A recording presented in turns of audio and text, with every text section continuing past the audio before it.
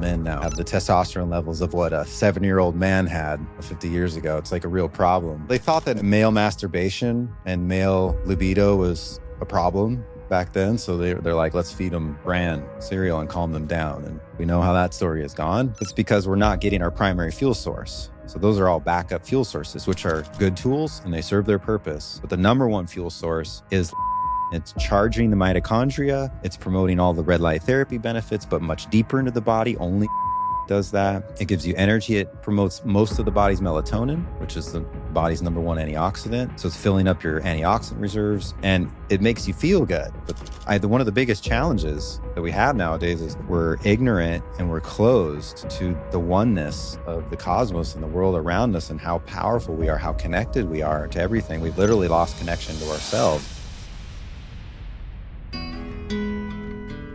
All right, Brian, tell me about this interesting piece of salt you brought me today. I feel like it's minimizing it to just call it a piece of salt. When you opened it up and said, I have a gift for you, I thought, that's a really interesting crystal, but it goes beyond that. Tell me the story behind it. Yeah, I was in Egypt last year in the spring. I went on this wonderful trip. It was called Atlantis Rising. My friend Stephen Young, who's actually based here. You may know Stephen. I've met him, yeah. He organized a trip that was really just life-changing. Honestly, it was breathtaking what we did. It started with us stopping in Damanhur, Italy. And we hung out at the spiritual community they have in sort of west of Milan. It was started by this guy Falco in the 70s. That's its own story, right? So we went there and we did some meditation in their temples. And we activated our, what are called chakra organs. So like the root chakra has a tail and heart chakra has wings. And we did all this really cool meditation and had this amazing interaction with some of the Damanhurians there. And then we traveled to Egypt with a Damanhurian Egyptologist named Crotolo and another Damanhurian named Esperide, who is like a Greek historian, and she's one of the original founders of the community. And we had this wild tour de force, like 14-day odyssey through Egypt, where we got to go to all these places privately. It was like this dream spiritual journey, right, through Egypt. It wasn't a touristy thing at all. It was like deep and profound. And we had this guy, Crotolo, who had been there like 40 times, knew all the guards, knew all the access, and also knew all the stories, where we got to compare and contrast classical archaeological explanations of the way things are, which is that everything there is only a few thousand years old, versus the alternate story, the more Atlantean story, which is that everything there is way older. And there's some archaeological evidence of that, right? So the rock around the Sphinx has geological rain, like water wear patterns that date it like 20,000 years old or even older. And by the way, the Damanhurians, one of their things is they're caretakers of Atlantean history. So they have gathered like all this spiritual knowledge from all these cultures across the world and put it back together along with certain insights that their founder remembered or channeled. And so they're like these experts in Atlantis, which is an antediluvian civilization, essentially. So we're in Egypt. We get to go to all these cool places. And so we're in the Great Pyramid, and we were in the King's Chamber actually for like over an hour all by ourselves. And we did some meditation and explored, just had all this amazing exploration of the grounds. I talked about it a lot, in my podcast today with Josh Trent. And anyway, so we went to the basement in this area that's kind of a little more hidden. And there's all this broken alabaster everywhere. And there's these, all this archaeology around you. It's really breathtaking. And the ceiling, there are these crystals forming of salt. And it's really weird. Like nobody knows why the salt forms there exactly. And so this piece that you have that I gave you is a piece of salt that formed in this like kind of secret area at the bottom of the Great Pyramids. And it's charged, with all of the energy of the Great Pyramid itself, which is itself like this big antenna. Basically, it's a big dimensional antenna. Nobody knows how old they are, but they're way older than what anybody, originally thought. and this salt forms there, and it's just beautiful, and you can collect it. So cool. I think that's the most dope gift that anyone has brought me. And I have some cool stuff, you know. Well, as I was coming here, I was like, wow, I'd love to give you something. And I was like, what would be? And I was like, oh yeah, this is so rad. Cool. Yeah, Allison's going to like this. I feel like I'm so afraid I'm going to break it. I'm not going to put it in the salt grinder and put it on my pasta. You know what I'm saying? Well, just holding it is, it's charging you. What if I just taste it though? You have a little lick of it. I feel like I could have, a lick a month and it would last me 20 years.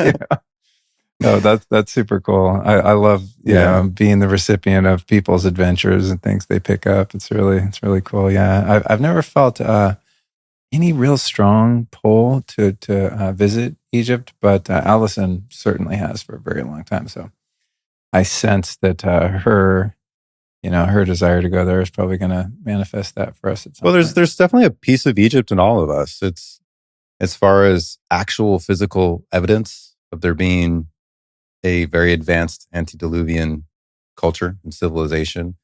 That is the best example we have. There's some in Greece too, but just all the stonework there is. So I mean, anybody who's interested, I encourage a trip to there at least once in your lifetime. There's something there that is, it's in all of us, and it connects us to this history we have where we're finding more and more evidence of it. And also in Egypt, where they had just this understanding of mathematics, astronomy, technology that was way more advanced than could have possibly been developed in Egypt just in a few thousand years. If you go back to the first pharaoh, he kind of like was born in this completely like developed advanced civilization where they had art and mathematics and agriculture and all this knowledge that that would have taken thousands, if not tens of thousands of years to develop. So there's something prior to that. And we have some evidence too in the Sumerian tablets, the clay tablets from Sumeria, which predates a little bit or concurrent somewhat with Egypt, where there's a lot more to the human race than is currently accepted. I mean, the more I learn, the less I believe in the official story of history. I mean, just nothing adds up when you start digging, you dig in a little bit and you start to find things that just like you're unable to reconcile. I haven't gone deep into the Tartaria stuff too much, but a few little dips just into that is really interesting in and of itself. Wild. I mean, some of these, it's just like short little videos and memes. It's like, oh, so a hammer and chisel built this thing in 3 months. You know what I mean? It's just like, for the fact that there's no photographic evidence of things like the Brooklyn Bridge, even just there's like photos of some workers kind of next to it, but there's no equipment ever. You never see anyone like actually in the process of building some of these. Mm-hmm. These, monumental structures and things like that. It's sort of it appears as though many of these things were found rather than founded, you know what I'm saying, or built. They're already there. It's really interesting. Yeah, I'll give you one more example of Egypt that's fascinating. So there's this temple in southern Egypt called Dendera. And in it, you can go into one of the sort of hidden tombs once you go into the temple. And there's a carving on one wall in this tiny little chamber, that you have to bend over to get into. And there is a very clear carving of an Edison lamp. And inside the lamp is a snake. And the end of the lamp, the bulb, right? There's this cable that goes into what looks like a transformer, like this thing with plates on it, like you would see a transformer box, for electricity. Right. And there's this dude standing in front of it who has the head of a snake. He looks like an alien and he's wearing armor and he's holding knives like danger. And there's these workers that are walking around it. It's so clearly like some type of light technology that is being described, that they were using. And it's right there in the carving. And there's also evidence of that. Like, how do they carve all this stuff in these tombs, in these areas in total darkness. Some people say they use mirrors and stuff like that, but there's also an alternate story that they had some type of man-made light emitting technology that they were using back then. And nobody knows how they did it. Nobody knows how they built some of these things, some kind of technology to mold stone, some frequency or sound technology. Nobody really knows, but clearly, more evidence of, here's a culture who just stumbled on something that was like way older than them, and they inherited it and used it, and it speaks to this hidden knowledge of all these things that we knew, that we forgot maybe, and now we're kind of remembering. We're remembering that with light technology, that we've had this relationship with light, and we're creating things that goes back like tens of thousands, maybe 100,000 years. We just don't know. When you were in Egypt, we're obviously going to talk a lot about sun and light and things like that today. Did you happen upon any specific locations that were dialed into sunsets or sunrises in an interesting way? Definitely. Northern Egypt is all about Cairo, but southern Egypt, what's it called? The name escapes me. It starts with an L. It's where they all vacation. It's in southern Egypt. It's the original cultural capital of Egypt. It'll come to me. Okay. Anyway, there's a temple system there that is completely aligned with the sunrise at the summer equinox, and it hits these statues, and really all the temples are like that. And they're also not just aligned to the earth and the primary luminaries of the sun and the moon, but also to the stars. So the Great Pyramids are aligned to Orion. And so there's the whole sort of narrative there about Sirius and the Syrians who supposedly came and colonized Earth, and the Egyptian culture and the Babylonian, the Sumerian culture was really seeded by extraterrestrials from Sirius, the Syrians, Sirius A and Sirius B, but certainly a lot of and not just in Egypt too, other cultures in the world, there's a lot of archaeological alignment towards Sirius, the dog star, it's a bright star. That's so interesting to think about the vast amount of time and effort that these ancient civilizations put into building these structures in such specific ways, having to do with astronomy, sun, the moon. Like, it's just like, why would they do that? Just for fun, or because they were, ignorant and superstitious? I mean, to me, that just points to how relevant these energies are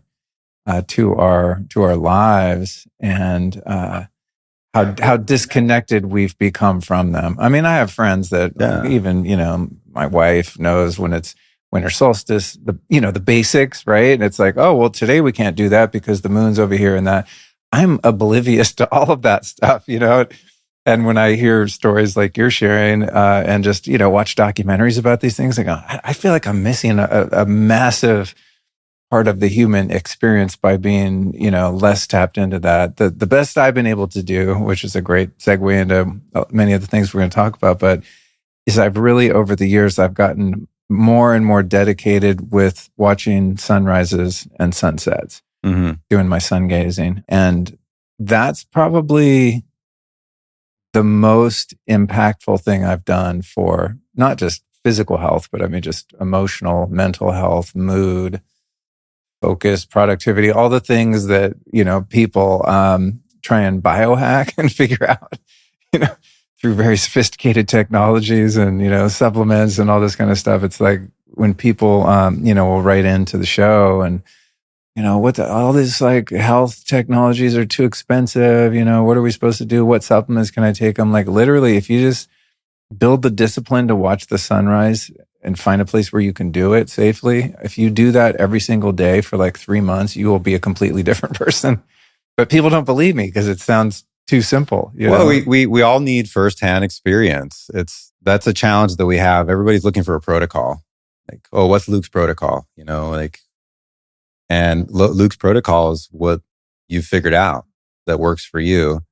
And it's really an N equals 1. Like we're all humans, but what we need on a particular day, whether it's, a real, hey, I'm going to go use the sauna twice today and I'm going to combine it with my cold plunge, or you know what, I need a break from this. Everybody needs to figure out like for themselves, like what actually works. And a part of that process is raising the awareness. If you live indoors and you're never watching the sunrise, you're not thinking about it. It's like the water, and once you get a nice filtered water system in your house, you're like, whoa, the tap water is just awful. You have to bring your attention and put intention towards bringing your attention towards something in order to realize and understand, oh yeah, there's a greater part of reality that I'm connected to. And the same thing with the sun and the stars and the moon as well. So the moon, for example, today's the new moon. See, there you go. I said. So I'm going to help you raise your awareness. I'm always the last one to know. So today's the new moon. So what is the new moon? It's a time of, it's where there's a blank slate, and it's a time of rest. It's supposed to be more parasympathetic. For women, they're supposed to absolutely be resting, but also for men, it's a time of renewal and of recalibration. So it's a great time to start new things and be thinking about new stuff. So yeah, it's a great day today to sort of recalibrate our awareness, towards light. And also the moon is really interesting. When it's the full moon, that's a point of the opposite of rest. It's a point of like high potential energy when a lot's going on. The parasites are actually more active during the full moon. And part of that is because the human body produces more serotonin when the moon is full. And the parasites like that. That's actually one of the things they consume. So if you look into, parasite cleanses, it's often recommended to do a parasite cleanse in the week of the full moon. I've heard that. I wonder if parasites really love it if you take a bunch of magic mushrooms or tryptamines that flood your system with serotonin. That's an interesting conversation. Yeah, the parasites. But yeah, they're all of us, all of biology is related to this greater ecosystem around us. Just like we have cells, we're little cells for the earth, and the earth is a little cell for the galaxy. And, some people would actually think it keeps going up, and the cosmic consciousness, the creator is actually the cell of something else, that's even greater, and so on and so forth. But we're all connected. That's why as funny as it is, sometimes you can read your horoscope, based on your astrological sign, and you're like, wow, that's really oddly accurate. Like, especially if you look at someone's full chart, that's because there's a relationship between us and the cosmos. And when we're born, the particular arrangement of the cosmos has this energetic imprint that it puts on who we are in this life cycle. What sign are you? In Greek astrology, my sun sign is Aries, but my moon sign is Pisces. So where was the moon? When I was born, it's in the Pisces constellation. So, and then my ascendant sign, my rising sign is Virgo, which is an earth sign. So yeah, you can know a lot about a person just with their sun sign, but if you look at the full chart, it's bizarre and almost disturbing, like how accurate it is. And it's not definitive. It's just the sort of tendencies that we have. And each one of those has like kind of a light side and a dark side. So my Mercury is the sign of communication. Mercury is Miraculous. It's Wednesday. And the element associated with that is Mercury, literally. And so where your sign is in where Mercury is when you're born defines to some degree how you communicate. What's your communication style? And so for me, it's Aries.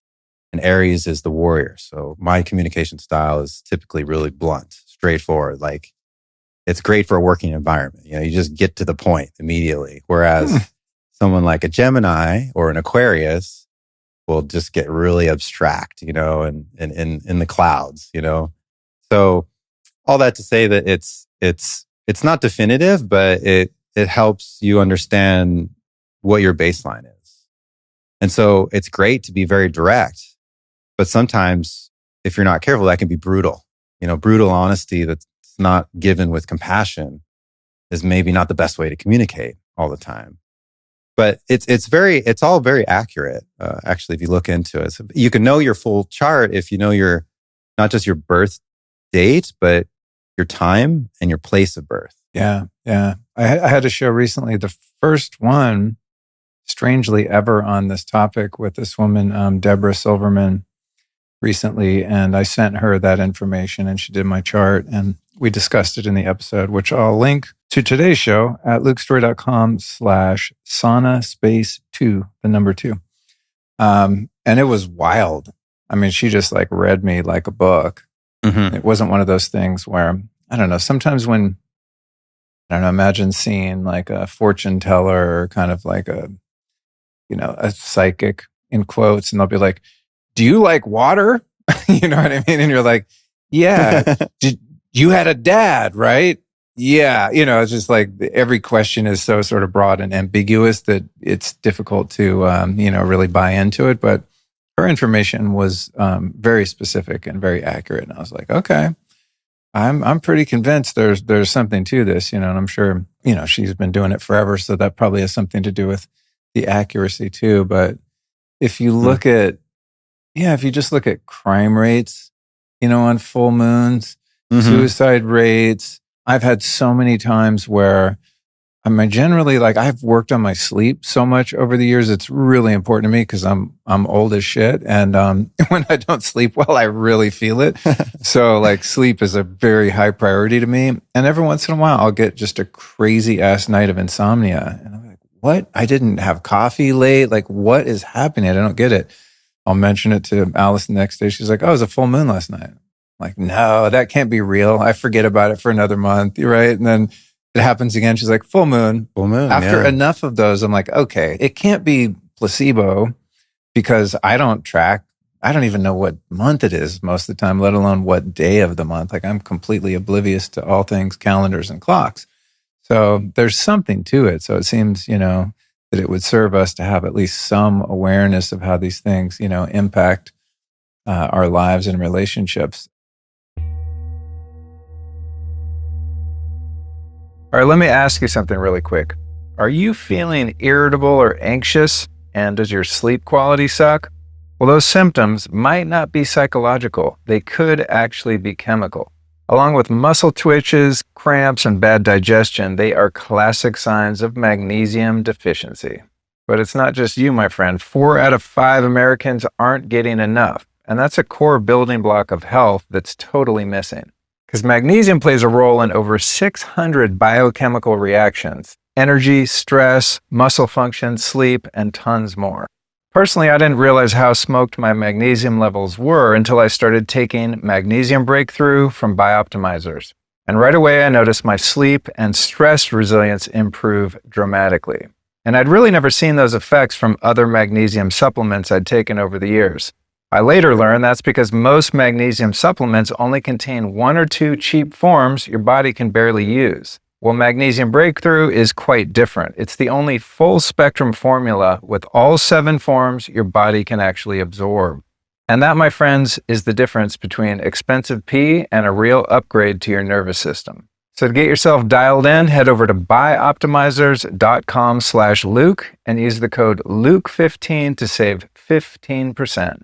And with a 365-day money-back guarantee, you owe it to your body and mind to try Magnesium Breakthrough and feel the difference for yourself.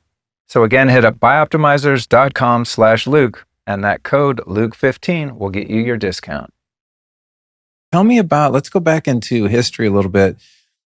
What was the first kind of light, technology that you discovered from days of old that was used for healing? Something that I remember stumbling on years ago when I started researching sun exposure, and they had these, heliotherapy kind of treatment centers where people would, people with polio or whatever would go into these kind of clinics or hospitals, and they basically just sunbathe all day. They'd have them outside and the sun would heal them, and we've been brainwashed to think the sun is our enemy when it's just so counterintuitive.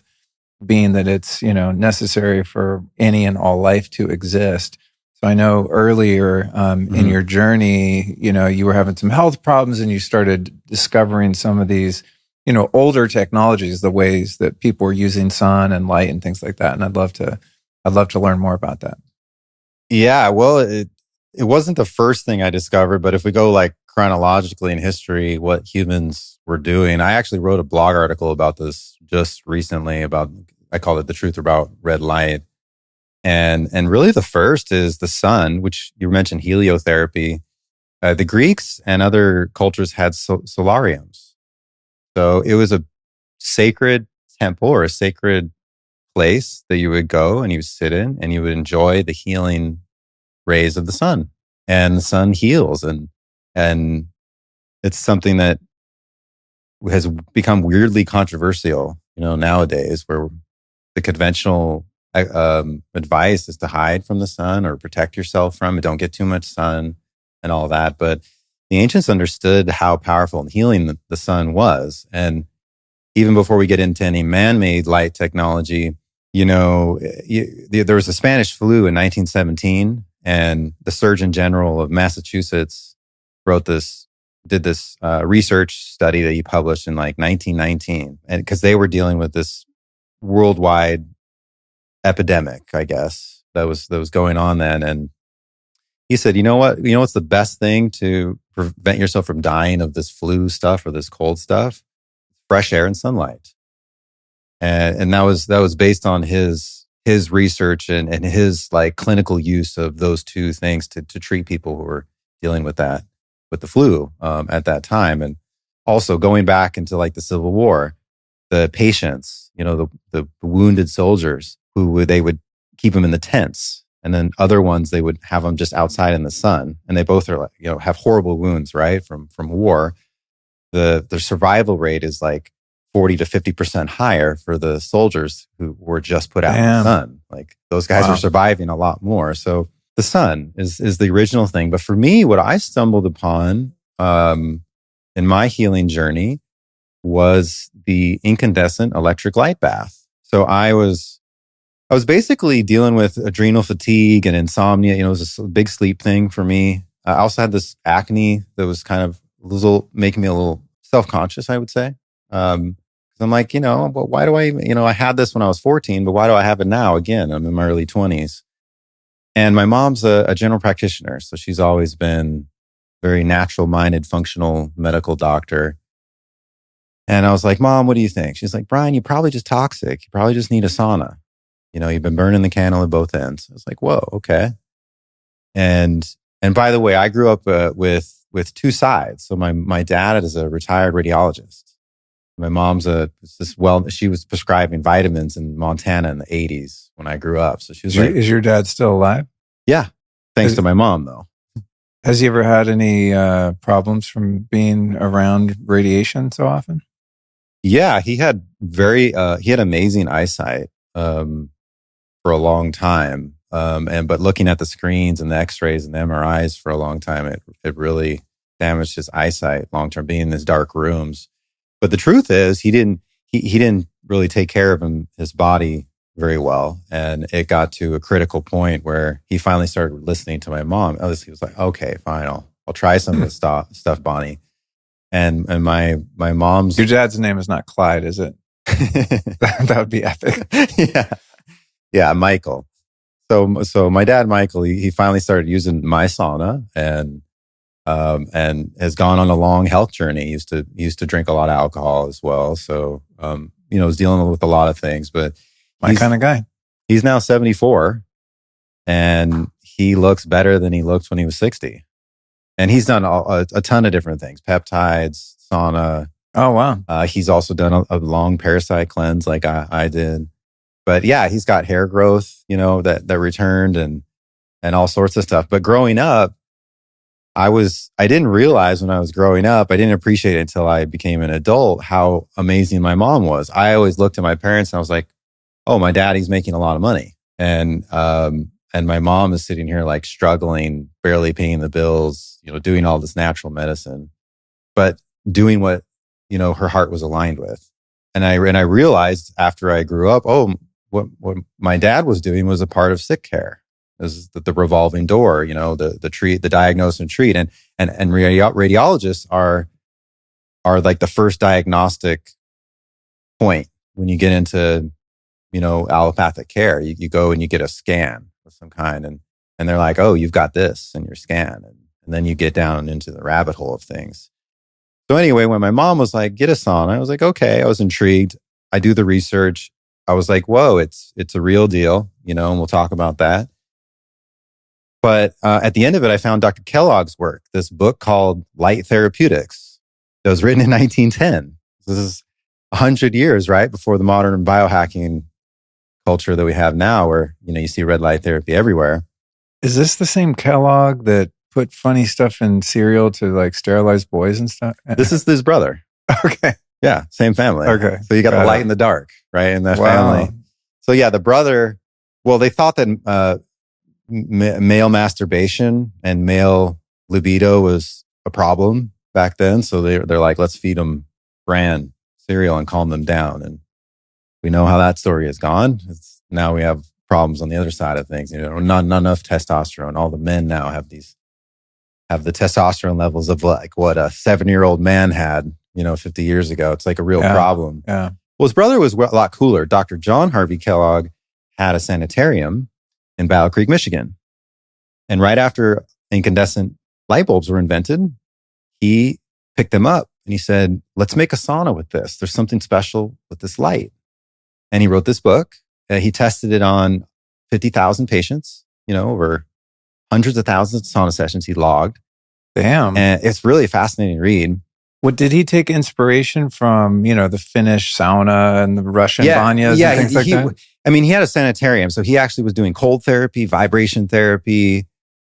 He was doing liver cleanses and colonics. And, really? Yeah. A long time ago at his spa, basically. This is pre-FDA.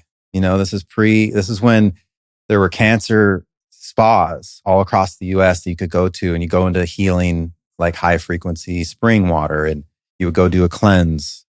So he had this really successful operation. He was trying a lot of things. He wasn't right on everything, but he was very natural minded, and he really nailed the nail on the head with the electric light bath.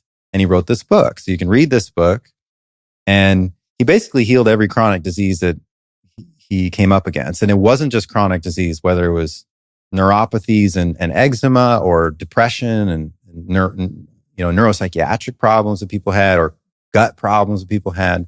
He was also healing trauma wounds like snake bites, which is interesting because there's a lot of use of synthetic venom peptides now in pharmaceutical medicine. And one of the successes he had with his electric light bath, using what we're doing for sauna, was in the treatment of snake bite victims. So anyway, I read this book. I was like, whoa, this is so cool. And I found a modern doctor's rendition of this, and I built my own. And I used it right before bed because I was like, insomnia, right?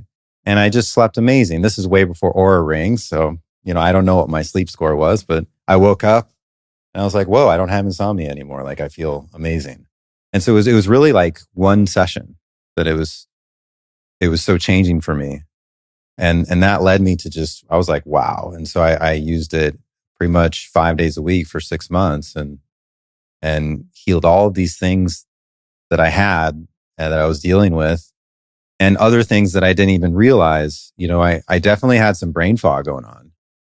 And all of a sudden, it takes a while. And like when you're in it and you're not, unless you're like journaling or something, it takes a while for you to realize. But all of a sudden, I noticed how much more clear my mind was and how much more energy I had and focus and like those qualitative cognitive benefits, that beyond just, my skin looked a lot better. My sleep was, completely restored. So that was kind of the beginning and then I looked into it more. There was this whole cohort of doctors who were using electric light bulbs for healing in the early 20th century. And it's a fascinating story that gets completely suppressed with the rise of the AMA and the FDA. There was like Dr. Gaudiali had his spectrochrome therapy, where you'd have a light bulb and you'd put a colored glass filter in front of it, and you'd shine that cool. on an organ, different colors, different organs. I think Dr. Alexander Wunsch talked about that a couple of years ago when he was on the show. Yeah, it's really interesting. He was talking about for different ailments, whether it's arthritis or fatty liver, whatever, that different colors, when you amplify them as you're describing, have different healing effects based on the color. It's really interesting. Yeah, it's and you can read about spectrochrome therapy. I think his son picked it up afterward, and he's still alive. And there were others too, and even before that, there, it was like, well, there's issues with sunlight with regards to ultraviolet and blue light, where they're important to have, but it's very dose dependent, and you can really quickly get too much. And so another form of man-made light therapy, even before electricity, was to have a patient sit in front of red stained glass window. And the red stained glass filters out the blue and the ultraviolet predominantly. Oh. And so you get all the rest of the healing spectrum of the sun, but without the super high energy part. Right. And they were healing lupus, which is like lupus vulgaris was a disease you could die from a long time ago. Yeah. And it's very, if you look at pictures online, it's very unsightly. And they were completely healing that just by having the patient sit in front of the glass window and just get the best part of the sun. That's so interesting. I've always wondered about, old cathedrals, right? And they have those big pipe organs, giant bell on top, and stained glass everywhere. Mm-hmm. And it just, I've never been religious, but I've always loved going into those old cathedrals and just sitting down and hanging out, meditating. When I used to travel to New York, I'd be walking down the street and I go, the doors are just open to a lot of these old churches, right? I mean, you're like, can I go in there? I literally don't know how they work, I'd ask the guard, can I walk in? He's like, yeah, dude, it's a church. That's why the door's open. I just go in there and go, there's something more going on here than just people, coming together to worship. There's something in the structure and the energy of the buildings. Well, we're energy beings, Luke. Yeah. And things resonate with us.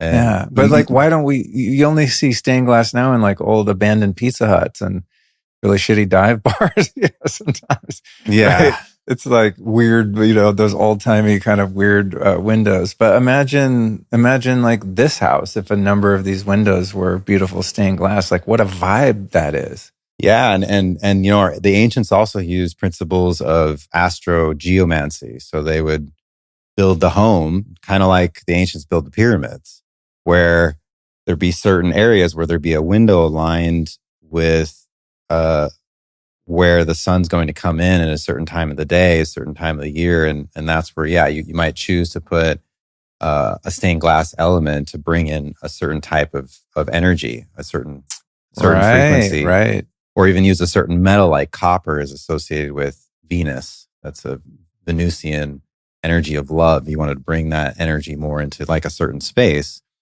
And nowadays, forget about all that and forget about the stained glass windows. It's all about energy efficiency in terms of lighting. And yet all these things matter to us. They really resonate. So when you walk into these ancient structures, it's like, whoa, I don't know what's going on, but there's something here that's like so beautiful. It's speaking to my cells. There's also a really interesting effect of temperature control. You ever notice that? Like it can be 100 degrees out and you walk into one of those old churches and it's like perfect 68. You know what I mean? I don't know if I've been in one like in the dead of winter and if they're warm, but it's like the actual air feels really good. There's like there's a certain stillness and just kind of like comfortability, and I don't know, I guess it's kind of an energy flow, but it's also like there's a temperature regulation thing that's really interesting too. Yeah, there's definitely a lot more that we could unpack for a long time. They're using sacred geometry too.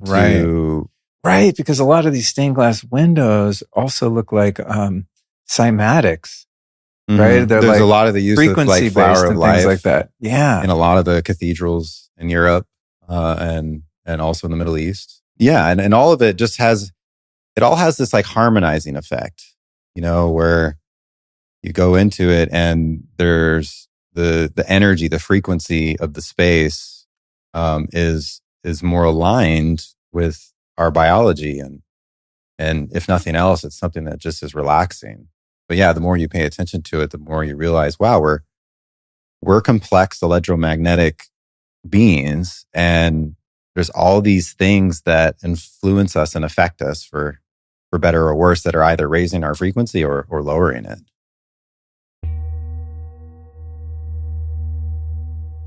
I'm sure you've noticed that mushrooms are everywhere these days, from your morning coffee to pre-workout stacks and everywhere in between. But you might not know that there is now a legal psychoactive mushroom with a long history of indigenous use that crushes anxiety like nothing else. It's called Amanita muscaria, and it is the star ingredient of Dialed from Eons. But don't get it twisted, this isn't psilocybin. It's muscimol, a completely different compound that delivers calm, grounded focus without having to trip. And thanks to Eon's Quicksome delivery system, the effects hit clean and super fast. All you do is just dissolve one tablet under your tongue and you will feel the shift in minutes. I've been taking supplements since I was a little kid, literally, and I've tried everything for anxiety. CBD, GABA precursors, nootropics, and even microdosing psilocybin, which I still love, but for different reasons. But this product called Dialed really blew me away. It helps me stay calm and centered without sedating me at all. So it's the perfect combo of clarity with a side of chill. If you want to do a deep dive on this, I highly recommend that you do. It's really interesting. Go back to episode 595 with Eon's founder, Alex Wolf, to learn more. Then you're definitely going to want to visit lukestory.com/eons. That's EONS. And the code there is Luke20, and that'll save you 20% off. Dialed is truly a unique vibe, and Eons, my friend, is the future of fungi. So you definitely want to check it out. Again, that's lukestory.com/eons, and the code is Luke20. I mean, just walk into a hospital or a Walmart or something and compare how you feel. I mean, even if someone's not really tapped into their sensitivity in that way, I mean, you could take your average person and like drive them to the hospital. Walk around here for 30 minutes, come out, tell me how you feel. Mm-hmm. Let's go over to this, cathedral from 1850 or whatever and hang out in there for a little bit, tell me how you feel. I mean, there's definitely something tangible to that. It's just interesting to me that so many of, so much of the intentionality around spaces in which we dwell seems to have been lost and forgotten. And even now when people have the resources to build, I mean, depends where you are in the world. I mean, there's some beautiful places. You mentioned Greece and in the Mediterranean. I mean, there's some beautiful kind of more biocompatible structures, but generally speaking, if someone has a bunch of money, they're going to build like a really, I don't know, sort of cold McMansion, right? It might have cost $10 million to build. And it's like, I go, dude, with that budget, the cool shit you could have done, that's the way I think. Or even just buy an old dilapidated church and turn that into your house. There's in some places there are, I mean, I wouldn't want to live in a city. I guess that's where they are. But I mean, there's also things that can be, I think, kind of reinvigorated and repurposed where you don't have to, start from scratch. But anyway, I digress. I'm getting way off topic, but these are the things that I, Well, the light, just looking at your home and if not thinking about other aspects of structure, materials, just thinking about light. It's huge. It's so huge. And I did a cool thing. So when we renovated this house, we replaced all the windows and like sliding glass doors in the lower level, but I ran out of money and I never got to the upper level because it's freaking expensive. As any homeowner will know, it was shocking to me to learn that. We walked in, I was like, oh yeah, we'll just replace all the windows. It'll be great. And then you get a couple bids and it's like, okay, I'll be saving up for a few years for that one.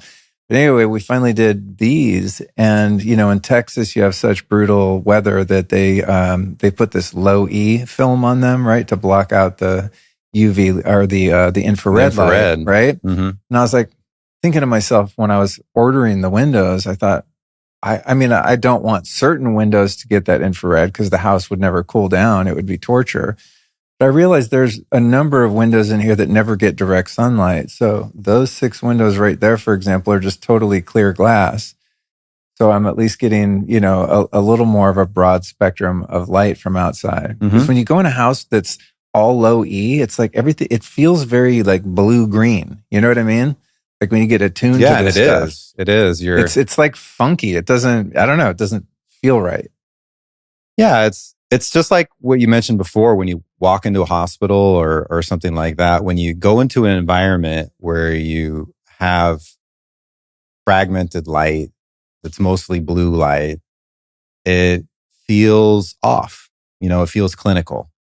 And that's because our biology is not designed to get a little piece of the spectrum. Our biology is designed to, get all of it, to get the symphony. And that's kind of like in a way, that's what you have going on with LED red light therapy, for example, as compared to what we're doing. You've got one note. So it's kind of like going to your friend's house and he's going to play you the guitar or play you the piano. He's like, hey man, come over, check out. I got this new thing I wrote. And then he starts playing one note. Yeah. And you're like, wow, that's beautiful. It sounds nice, but there's more, right? There's something else. There's more. Yeah, there's absolutely more. When you're looking at that type of LED light, including red light therapy panels, you're only hearing one note, and your body's like, where is the rest of the song? And harmonics. Where are all the harmonics? Or where are all the notes in the chord and the various octaves? And show me what's possible, what's out there. And so like what we do is, in contrast, it's the whole song. It's all of the notes. It's all of the wavelengths that you get from nature's light, which is the sun, but without the ultraviolet and the blue. So it's like the original light. And that's why when you feel like a red light therapy is everywhere and everybody's, checking it out now. That's super cool. And these products are great. These LED light therapy products are good and people are getting benefits from them. But it really is kind of like a vitamin pill versus, eating something that is actually real food. It's like taking a B vitamin versus eating an ounce of raw liver. Yeah. Yeah. And so your body can take that vitamin E and use it. But what your body is designed to get is the real food. And it's the same thing with light. Your body is designed to get all of the wavelengths of infrared in a particular distribution, where actually most of it is near infrared. So, and actually, if we look at the sun, people are like, oh, I get tanned, I'm getting that vitamin D. When the truth is, yes, it's a part of the sun, but over 70% of the sun's wattage is near infrared. So we're out there. The vast majority of what we're absorbing is in this spectrum that we don't see, that's beyond red. It's called infrared. And within that, it's called near infrared. So it's the high energy invisible infrared. That's the vast majority of the power of the sun that we get. And so that's what our body is craving more than anything. It's like whenever we're experiencing light, there should be a lot of that high energy infrared in it. And that's when our biology says, wow, this is coherent. This is beautiful. This is what I want. And so when you experience like what we do, it's full spectrum near infrared. So it is red light. You can see there's red coming off, but most of it is in that invisible band that you don't see, but that is the rest of your body sees, all of your cells see. And that's what's the most nourishing to your body is that portion of the sun. And that's the difference in the experience. Like so many people use red light and like a LED red light panel. And then they'll try out what we do, what we call the Firelight, which is full spectrum near infrared. And they're really blown away by how different it feels. And that's because we are beings of light, and we really don't want the vitamin E pill so much as we want the satisfying meal that has all the flavor notes and the full symphony of what's possible in terms of light. And our bodies really crave that. And nowadays with modern lighting, that's predominantly LED, we're just not getting any of that. So there's this, you feel it. off in here, whether it's low E glass or it's fluorescent bulbs that flicker or LEDs. It's not what we're designed to get. And it's the most important fuel that we actually have. So think about the sun nourishing all life on Earth. The sun does so many things. It also gives us energy. I actually just saw a really nice Andrew Huberman reel talking about how as we age, we have less energy. And there's an interesting new study indicating that one of the predominant reasons for that is a loss in electrical potential of the cell membranes and the mitochondrial membranes. And guess what is the most powerful way to recharge them? To like basically recharge the battery's systems in all of your cells. It's near infrared light. It's not red light, because red light doesn't go in deep. The reason that most of the energy we absorb from the sun is near infrared, even though it's not spectrally the greatest portion, is because near infrared light is the only light that goes into it can go all the way through our body, actually. So it's the only light from the sun. Yeah, it can go all the way through. So it's the only light from the sun that goes through the skull into the brain. And it's the only light that goes to the deep organs and recharges and activates the mitochondria, deep inside. So it's another aspect of the sun. The sun gives us energy and keeps us energetically, it keeps us good, even as, we get older and older and we're old as fuck, like you, like you may Someone's going to give me shit for being self-deprecating, but no, I mean, I'm going to be 55 this year, right? And I think, man, when I was 30, a 55-year-old was like, that's old. But to the energy point, I mean, this is so funny, dude. As you were saying this, we get older, we have less energy. I swear to God, on a Bible, if I had one here, I do have one downstairs. I have more energy now than I mean, I'm sure when I was a kid, I maybe had as much, if not more energy. But in my recent memory of the past 20 years or something, I have more and more energy all the time. Like I'm just never tired. To the point you were mentioning brain fog. Once you start really focusing on brain health, what I found is if I have an off day, if I ate something funky or slept poorly, a lost word, or what was I going to say? Like that kind of thing where you drop the ball. Yeah. It becomes so noticeable because you rarely do it, right? And it's the same way now with me with just, I don't know, physical, mental energy, just get up and go, kind of like raw energy. If I ever have a day where I'm, I don't know, just kind of sleepy and lethargic, it's super weird. I really notice it. I go, okay, wow, and I listen to my body because it's so pronounced if I'm ever just smoked and lacking energy, that I really, I take a pause and I go, okay, man, my body's telling me like I need to rest, because I never feel that way. I mean, I have a hard time going to bed at night. I'm still completely charged at 10, 11, 12. And it's like, I have to force myself to go to bed. Thankfully, usually I fall asleep, but it's got to have something to do with the relationship that I've built with the sun and technologies like yours, where I'm really, really putting a lot of effort into the nourishment of light. And I would go so far to say that I think light, sun, and, manufactured lights like we've got here, I think it's more important than food, to be honest. Unless you're, drinking 4 aspartame Diet Cokes a day and eating a bunch of glyphosate. I mean, if you're eating straight up like poison 24/7, then you might have an argument. But I think if you're eating a relatively clean diet, you could probably forego almost all, if not most of the supplements that we're taking to like try to have more energy and be healthier. I think if one was to really, really put emphasis on their relationship to sun and light, that's like solves most problems. And also I think it's what makes us sick is this indoor lifestyle. People talk about like the sedentary lifestyle. It's like, I don't think it really matters that you're sitting so much. It's like, where are you sitting? Because I feel it, dude. When I'm working in my office, I'll usually keep one of your lamps on. I actually have 2 of them in there, one on my desk and one up here because I'm psycho and I like to have like light coming from different places.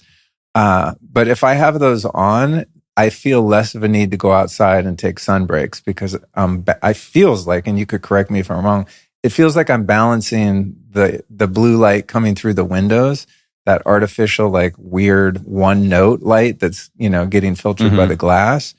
I feel like if I introduce this broad spectrum of red light, it feels more like being outside. Because if I'm in a room for a long period of time working on a computer, if I travel or something, I mean, I got to go outside, at least every hour and just get sun in my eyes, take my shirt off. Like just, I feel like, I feel light deficient quickly. Yeah. And we're all dealing with that nowadays where, a lot of us have to use the computer a lot. And it's a matter of light more than anything else. You can drink an energy drink or, take some nootropics to stay calm or whatever. But you said it, light is more important than anything. So when you have this firelight next to you, it actually cancels out the blue light that comes off the screen. And also the flickering, like most screens, LEDs, they turn on and off. Yeah. It's called flickering. It's brutal. Dude. And it's just it's like this strobe light to our bodies. It's like, Dude, the flicker thing. Anyway, go on. Yeah, but like, so basically you can use this for screen fatigue. So that's what that is. It's technology fatigue. So I'm not imagining that. No, you're not imagining that. It's basically, it's taking the light environment in front of you next to the screen and it's making it feel like you're next to the campfire. Yeah. Like you're outside. So it's bringing that outdoor spectrum indoors, canceling out the blue light and just making the environment much more biologically coherent. So where you can actually sit there and do some work and you don't go psycho like immediately. Yeah. It's definitely not forever. You need to go outside, but it's the light. It's the light's more important than anything. So like, what I was mentioning before, as I referred to that reel is that we're light beings literally, and energy and light are more important, just as important, I would agree with you, more important than food. And this was actually understood a long time ago. So do you know what they used to call vegetarians a long, long time ago? No. They used to call them Pythagoreans. Huh. And so the inner circles of the mystery schools, like on the outer circles, we're eating meat, eating whatever, everything. In the inner circles, they were Pythagoreans. They were vegetarians because they understood that for certain applications, keeping the body really clear and coherent and high frequency meant not consuming animal flesh, if not, maybe not permanently, but for periods of time, just to keep the body super, super clear. And within those inner circles, the most inner circles of the mystery schools, they were fruitarians. They wouldn't even eat any plants. They only ate fruit. And you can kind of do this. If you've ever gone to a tropical environment and it's summer and it's beautiful, you're getting tons of sun every day, you're never indoors on the computer, you don't need to eat as much. You're actually hardly at all. You're like, wow. Yeah. Like, and even I think of like eating a big steak or something. I'm like, no, I'll pass. But if it's winter and I'm indoors and it's Missouri or it's Montana and it's cold, like that steak that liver, it sounds really appetizing to me. It's because we're not getting our primary fuel source. So those are all backup fuel sources, which are good tools and they serve their purpose. But the number one fuel source is light. And particularly it's full spectrum incandescent light, which the sun is an incandescent light source too. And within that, it's mostly near infrared that's coming in. It's charging the mitochondria. It's promoting all the red light therapy benefits, but much deeper into the body. Only near infrared does that. It gives you energy. It promotes most of the body's melatonin, which is the body's number one antioxidant. It's filling up your antioxidant reserves. And it makes you feel good. Like, you imagine, when you think of yourself sunbathing, it's like a positive, like, oh yeah, that sounds great. That feels good. It's something that we're drawn to. And so when we don't get that, we get psycho, we get sick. And in the winter, it's definitely a combination of being indoors more, where the indoor air environment's more polluted and all that. But a huge component is also deficiency of near infrared light. I mean, think about where most humans spend their vacations that they work so hard to pay for. Unless you're into snow sports, skiing and things like that. I mean, no one goes to where it's cold and dark to rejuvenate, right? It's like we go spend our money to fly somewhere where it's sunny and there's bodies of water. Mm-hmm. That's always tripped me out too. The most expensive real estate on the planet is always where there's water, and usually where there's water, there's sun, right? So it's like, there's less coverage from trees and things like that if you're on a coast or, on the edge of a lake or river and things like that. So I'm, just forever getting this idea reinforced and also seeing the results of it.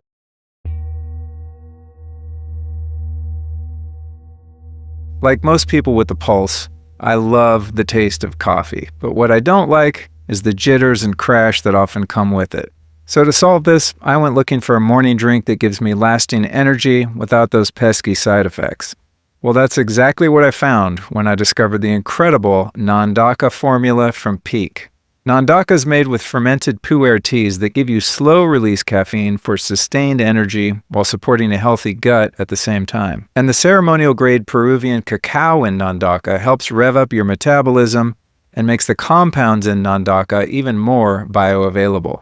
And it goes without saying, to make something part of my morning routine, it's got to taste incredible too, and this one does. It's like a creamy, spiced hot chocolate.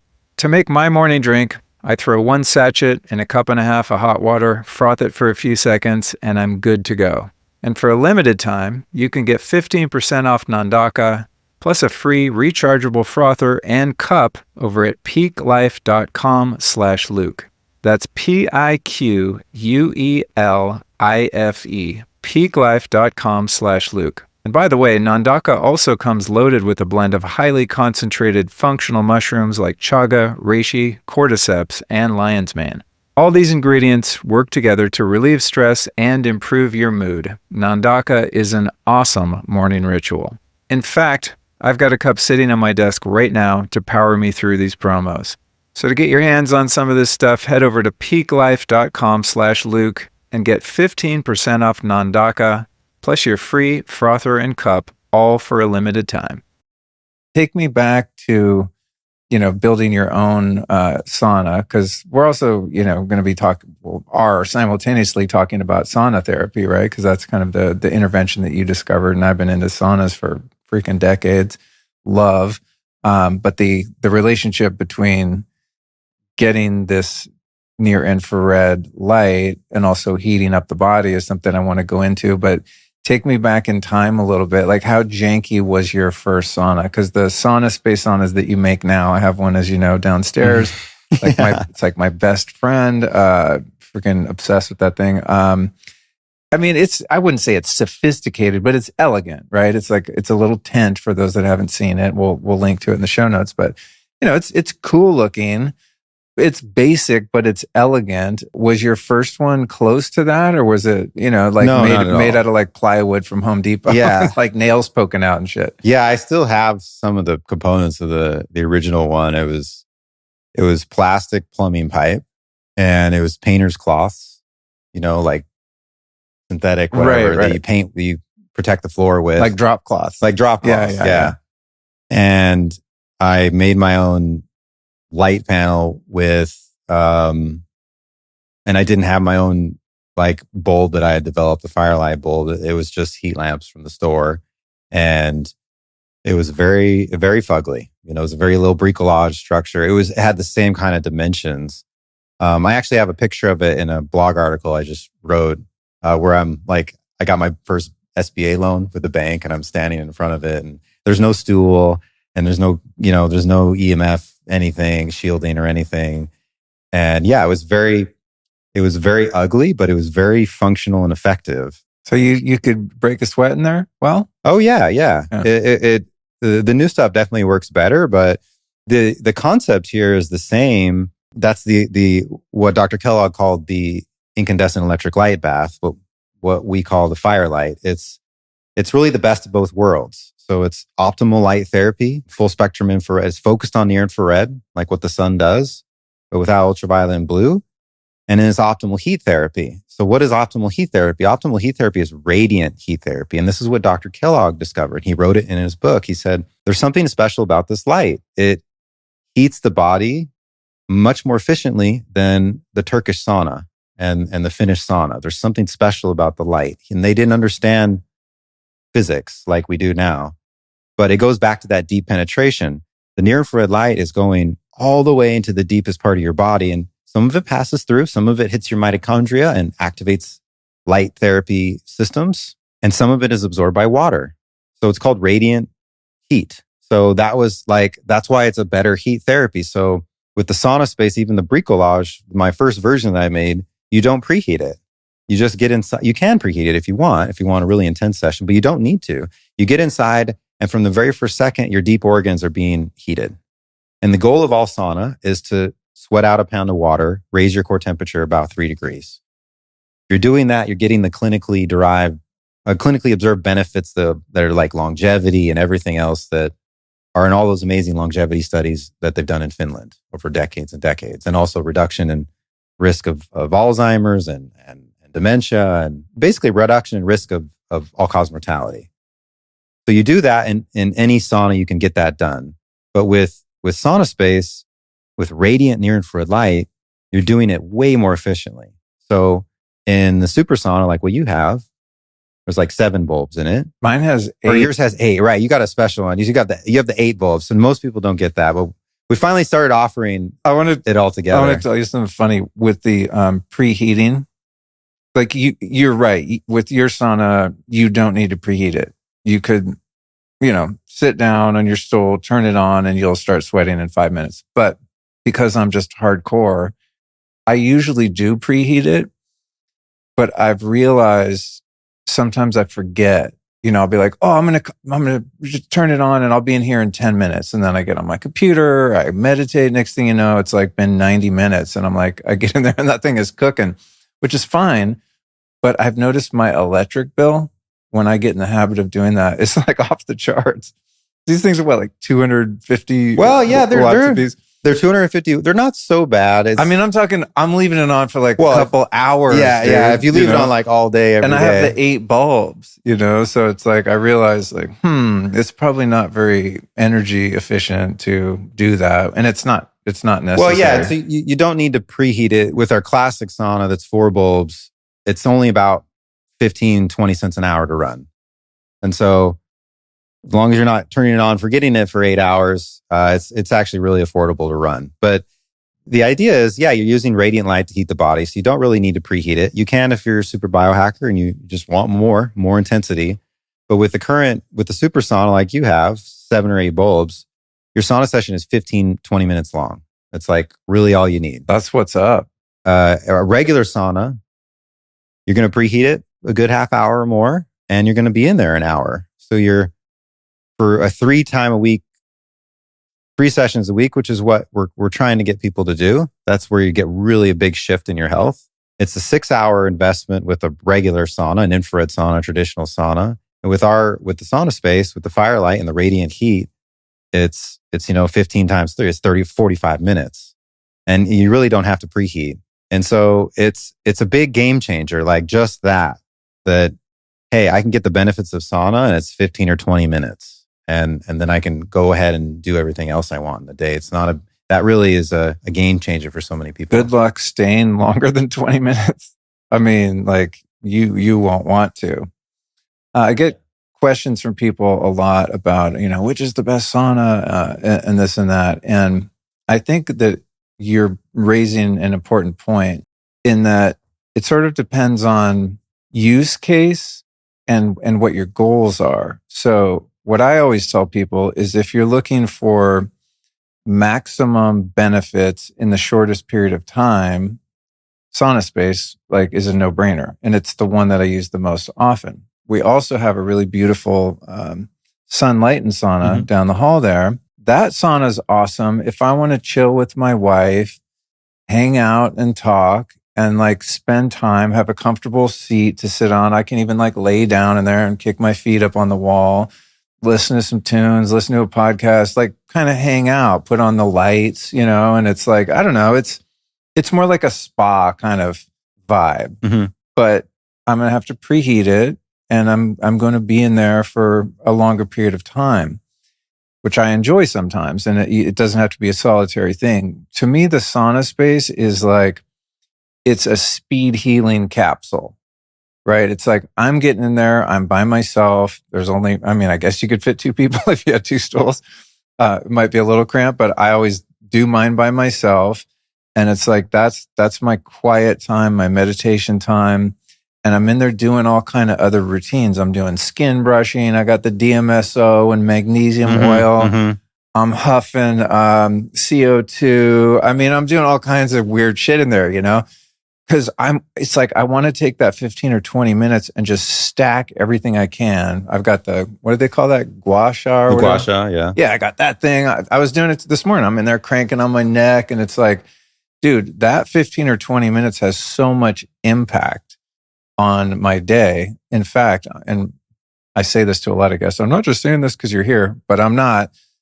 I take a sauna before every podcast because I feel like my brain doesn't work as well if I don't. You can ask Jared, because I always text him, what's your ETA? I'm in the sauna, right, Jared? Like every time, dude. And the guest, someone showed up the other day, and I'm like, I come out all sweaty with my shirt off, and I didn't even know them like I know you. So to me, like that's the defining characteristic, because there are other saunas, like barrel saunas are awesome to have in your yard. I really would like to have one of those too. You can have a bunch of homies over and the ice bath, you do the contrast. It's like a social thing, right?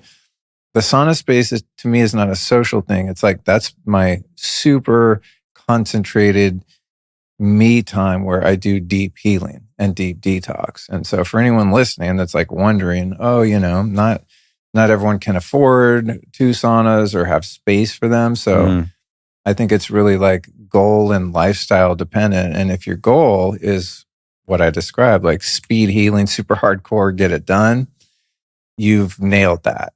Well, thank you. Yeah, that's the design approach that I've taken and that we're doing is a holistic approach. It's a holistic healing approach. When you talk about conventional medicine, they're giving you one ingredient, one thing for one symptom.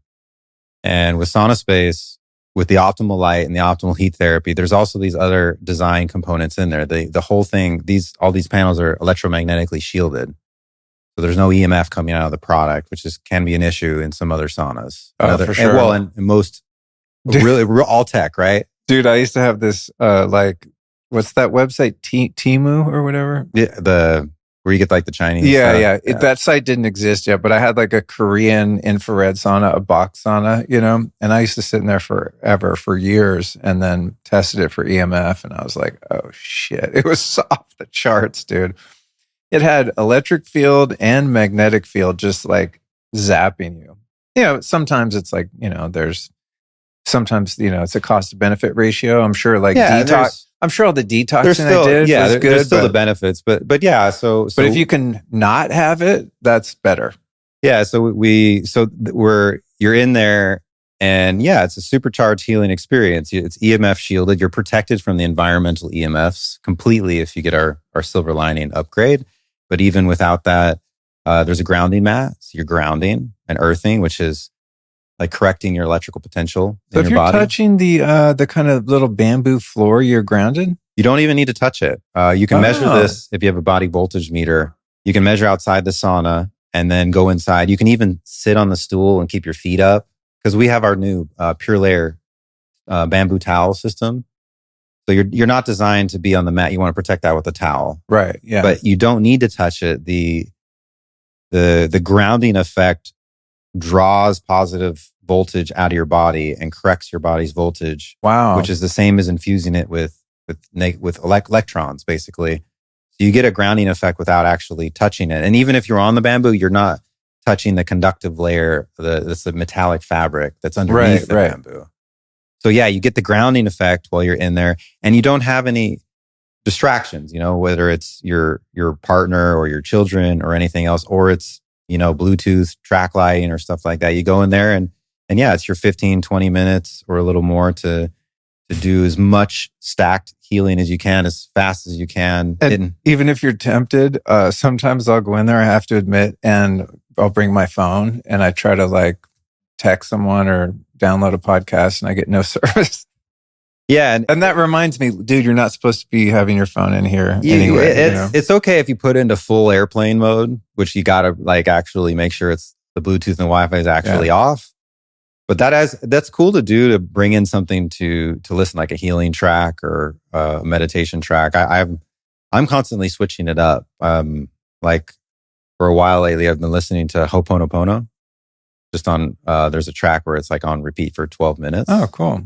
And kind of singing that out loud to myself. And that's like highly encouraged. It's another way to remind yourself to be present, to drop in.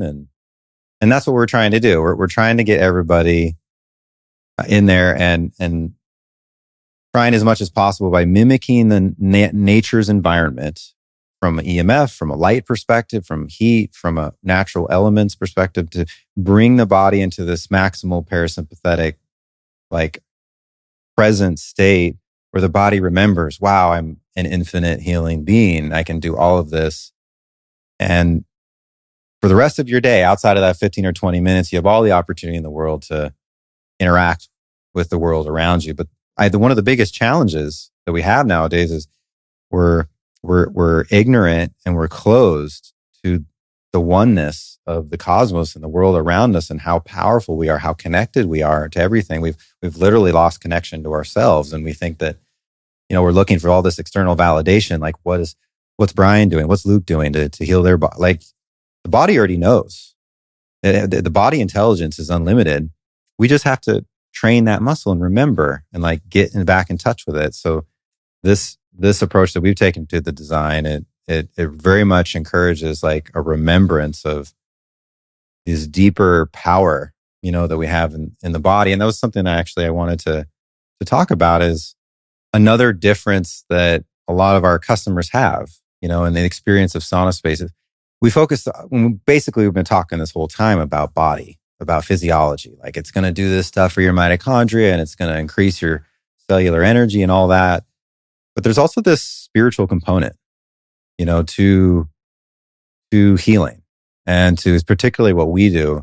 We have so many of our customers that are like more in the creative space, like musicians, entrepreneurs. People are really like focused on using their creative abilities, about how the benefits go way beyond the physiology in the body, whether it's, maybe it's in the first session or maybe it's after a while. There's like an activation that occurs. Once you clear the junk out of your body, the toxins and the stuff, and out of your mind and your brain and your nervous system, you have the potential to really activate like your intuition, your clarity, your sense of presence. And there's an awakening that happens there, where we have tons of our more creative minded customers who talk about how, wow, their ability to drop into flow state after using SaunaSpace is like amazing, incredible. It's not just about benefits to the body, even though that's the entrance. Most people are coming in, I've got some pain, I've got, my sleep sucks and whatever. That's okay. That's a great place to start. But we as being, the human being is way more than that. And we have so much more that's ready to be unlocked once we clear the path. And for so many people, this experience with our product is unexpected. It's this cascade of benefits that occurs as you slowly like cleanse yourself. I would agree, man. I mean, it's like we were talking about before, the effects of sun on your mood. Mm-hmm. If I ever feel funky, I'm just like, okay, I'm off today. I'll just take my clothes off and go in the backyard and just sit in the sun for 20 minutes with my feet in the grass, and just going, I don't know. I don't think this is going to work, even though I know it works every time. But when you feel funky, it's like you can't remember what it felt like when you felt really good, and it never freaking fails. Yeah. It's like, wow, I'm living in a new world just from touching the ground and getting in the sun. And the same thing is true of the sauna. I think that's one of the reasons that I like doing it before podcasts too, is I never thought about flow state. I just think about like it. I feel like a mental clarity that is required sometimes to have these conversations, especially ones that are like more formal or structured. Like talking to someone like you, we're just shooting the shit like we would if there were no cameras on. But if I'm talking to a freaking biochemist or something, it's like I feel like I need to be pretty sharp to be able to keep up, But it's just the mood thing. I want to feel, my ideal state is totally relaxed and highly vital and energized at the same time. Mm-hmm. Like, so not relaxed and lethargic and dopey, and not energized and vital to the point of overstimulation. Yeah, no, present. Yeah. very deeply present. Yeah. And we all have this ability, and our modern world has conditioned us to totally forget this, always worrying about the future, or worrying about, regretful about the past or whatever, or just constantly thinking about everything else except what's right in front of us. And it's like, how do you get there?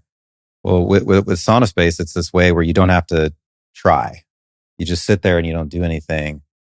And all of a sudden, like, yeah, wow, my mood's better. I have more clarity. I have more presence.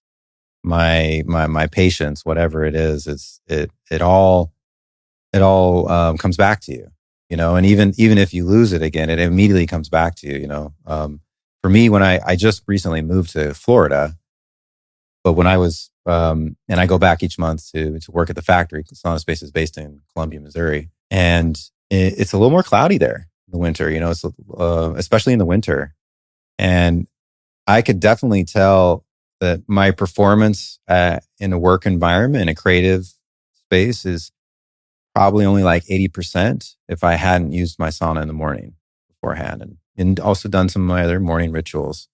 Whereas, yeah, if I use it, like I have so much stamina, I can do things. Just it's about being in flow state. If you try to do things when you're in strong like beta brainwave state, your productivity is only so much. And to where if you can get your body into a deeply present, more of a theta state, which is where you are actually when you wake up, you can get so much done so much faster that you don't need to work as much. Your productivity is so much increased. So the game there is like, how do we increase that productivity? How do we get into that flow state? And for me, with the sauna and the SaunaSpace, and that's what all of our people talk about, is it does it every time. In the morning, and it's something that you don't have to think about. You're not like trying to meditate or anything like that. It's something that just happens, and it's a 15-minute thing. And then whatever else you're doing during the day, it's you're more present, more clear, more available.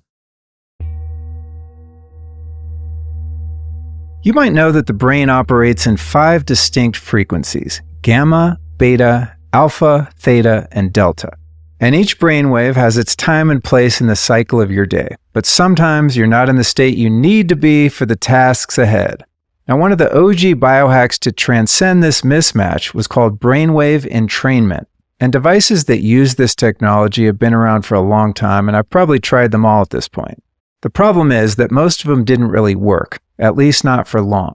But there's one way I've found to change my brainwave state immediately and consistently. It's called NewCalm. NewCalm is a unique experience that targets 6 specific brain states, and it's backed by tons of neuroscience. I mean, legit neuroscience. I've been using NewCalm very consistently for the past 5 years anytime I want to drop into a particular brain state quickly. For example, like when I start feeling the onset of afternoon fatigue, I just punch up the power nap settings on my phone, throw on some headphones, and NewCalm gently slows my brain down to alpha and theta waves. And after just 20 minutes, I wake up feeling refreshed and ready to smash the rest of my day. It's no joke, really works. So visit newcalm.com and sign up for their 7-day free trial. When you're ready to join, use code Luke to get 15% off any subscription. That's NewCalm, NUCALM.com. What do we know about the effects of heat and light on neurotransmitters and hormones? Oh, there's so much. So to take it back to the physical, but this is the part of the physical that has such a direct impact. It does. Your hormones are, spiritual. they're our main communicators. They're our messenger molecules in the body, and there's great benefit to heat therapy and light therapy. So combining the two of them and getting the best of both worlds is amazing. So light therapy releases serotonin and dopamine from the neurotransmitters and the nerve cells in the brain. So it makes you feel happy, makes you feel good. It also helps facilitate the detox. So when your cells are detoxing, you're basically heating them up. With sauna, you're heating them up and you're activating heat shock proteins that are not normally working. And these start to get made when the cell gets heated up. And they make cell detox more effective, basically. But the detox is not just about the sweating. Detox is this like complex process in the body. The cells activate and toxins go out of the cells. They go to the lymphatic system. They pass through that. And hopefully some of them go to the sweat glands and get sweated out. Others go into the bloodstream. They get processed by the liver. There's all these complex systems that are going on to have profound cellular detox of the deepest organs of our body. And the light therapy is there to make all that way more efficient. You know, you have energy. You're giving the cell energy directly. You're increasing vasodilation and blood circulation. And you're helping the detox be way more profound and way more holistic, way more substantial in the body. And all of that actually affects your mood. And so we see that actually with regular sauna studies too. Is another thing is like heat in the nerve cells causes the promotion of brain-derived neurotropic factor, BDNF. And that your brain cells just love that. It's like this Miracle Grow type of thing for your nerve cells. And so the benefits of heat therapy and of light therapy separately, it just improve mood, clearly. And when you do both of them together, you get a huge mood boost. That's like, there's not a whole lot of things that can do that. And you're not you're not ingesting anything other than the light itself. Getting high on your own supply. Yeah, totally.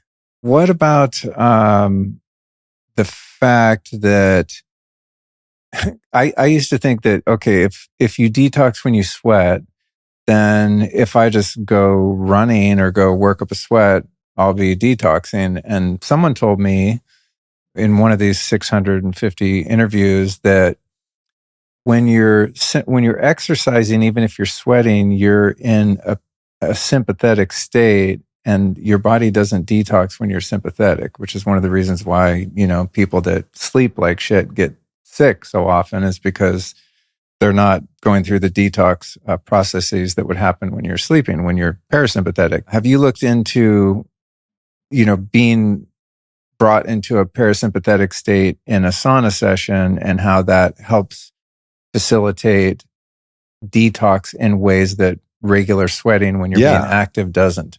No, that's absolutely true. And I have wrote a blog article about this too. There are a number of studies that compare the sweat of someone on a treadmill, the sweat of someone in a sauna.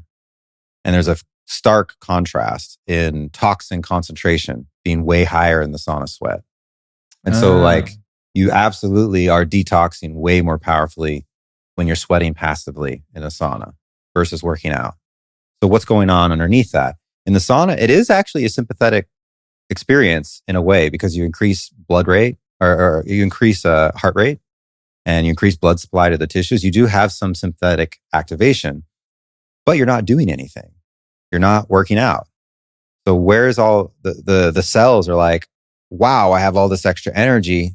I've got my mojo, and I can now use it to renew, to replenish, to heal. And so you get a lot of those amazing parasympathetic benefits. You get an increase in HRV, and the body goes to town and doing what it wants to do most, which is to cleanse itself. And so, yeah, that's very clear in the literature. You can look at the 9/11 rescue worker studies, and there's other studies too that are out there. On our website, we have this cool research archive where we link to a lot of that. Oh, cool. So if you care about like the white papers and stuff. Yeah. I'll put the 9/11 one, sounds interesting. We'll put that at lukestory.com/SaunaSpace too. And also for anyone that wants to check out the SaunaSpace product line, you can go to sauna.space/Luke. And for the next 2 weeks, that code will get you a 15% off discount. And then after that period, the same code will get you 10%. And you don't have to remember that. We'll put it all in the show notes as well. In detox, have you looked into the niacin flush protocol, or people using binders? That's what in the 9/11 rescue worker studies, they were doing the L. Ron Hubbard protocol. Yeah, I did that once. What's interesting is the niacin promotes the nitric oxide cycle basically in the body, which has all these amazing benefits of vasodilation and stuff like that. So the light therapy from near infrared light does that already. It's a built-in kind of niacin dose that you get, which is another, I think, explanation of why combining the near infrared light and doing the light and heat therapy together is so effective, because that's what they were doing with the L. Ron Hubbard protocol. Is you take high dose niacin and you do the sauna like twice a day, and you're just doing that really intensely for like a couple weeks, and then a break, and then you keep doing it. And yeah, in those studies, the amounts of like xylene and toluene, it just had like all these chemicals coming out of the sweat was just incredible. And they were measuring the blood levels of these chemicals, and they were going down consistently. And they did a 6-month protocol. So yeah, that's very clear. And the niacin's a cool way to combine it. Methylene blue is also another cool thing to add, because methylene blue is photodynamic. So it activates it basically acts as electron donor, and it increases the productivity of the mitochondrial electron transport. So what the mitochondria does. But it doesn't do that to the cytochrome C, the enzyme that's the light activated one that absorbs the near infrared light. So when you take methylene blue and then you get into the SaunaSpace sauna, get the Firelight on your body, you get like a 30 to 40% increase in the effectiveness of the methylene blue. So they really enhance each other. That's what I did this morning. Yeah, you're familiar with that. That combo is and that's epic. an interesting combo, because that is a synthetic dye that was invented right around when incandescent bulbs were invented, interestingly enough. That's a cool hack. I love doing that. That's, there's a way to do that. You don't use it every day, but it's very effective, and a lot of people get a lot of benefit out of that, and you don't need very much. But also binders. Yeah, it's a huge thing. Like, the body needs help binding all of this stuff. So I use different things, right? Lately, I like Dr. Group's Global Healing Activated Ozonated Charcoal. Oh yeah, it's great. That's like just a great binder. He also has a toxin binder tincture. That's really good.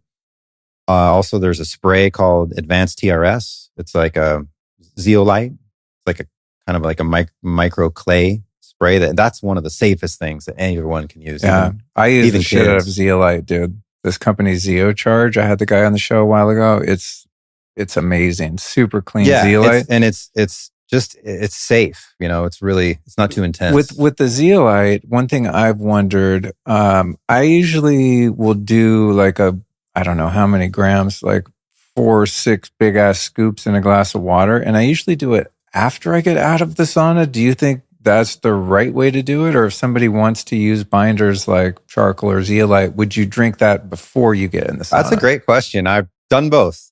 Yeah, and I play with it a lot. My intuition's like, I feel like I'm liberating toxins. Obviously, some are coming out through your sweat, but your blood's pumping and stuff. So it seems like your eliminatory organs are probably spitting some of that stuff out into your bowel and into your bloodstream. So it's made sense to me kind of intuitively to do binders afterward, but I could be totally tripping. Yeah, well, or maybe it doesn't matter. Maybe it's all good. I think it's all good generally, just to support the sauna detox protocol with the binder. Personally, with SaunaSpace, I recommend using it before, because the session's so fast. If you take that capsule, it takes a good 10 minutes, 15 minutes for that to open up. So what I've been doing, and that's kind of like my go-to now, is if I'm going to take a binder, I take it right before I get in. And sometimes I include EDTA as well. That's and also combining that with vitamin C for nanoparticle detoxification. Oh, tell me about this. So you're using the Global Healing EDTA? Yeah, they have a really clean EDTA. There's other forms out there. There's suppositories too, and all kinds of crazy stuff. But very safe, pretty safe binder. It was invented in World War II for the detoxing soldiers from chemicals, and it has an interesting newer application because of some of the newer toxins we're dealing with are nanoparticle toxins that are really in everything now, and not just pharmaceutical medicine, but food. And we're just exposed to it everywhere. And and these things are really small, and they're hard to get out of the body. And that's one thing that's really special about using the Firelight, the light and the heat together, and getting that near infrared light super deep, and get that super deep detox to get these nanoparticles out, because they're really pernicious, and they inveigle their way into the fat and the fascia and the organ tissues, and just very difficult for the body to get out. But one way to enhance your SaunaSpace session with a sort of a nanoparticle specific detox binder is EDTA combined with methylene blue and vitamin C. There's this interaction between them that this has been tested now in urine samples, like before and after, and the amount of nanoparticles being in the urine being much higher. And I've actually seen this myself. Wow. I've tested it because you can see in the urine, if you you just basically pee into a jar and you look at it afterwards, after like a day, there's this hazy mist. There's this haziness. No way. That's really? hanging in the urine. That's nanotech.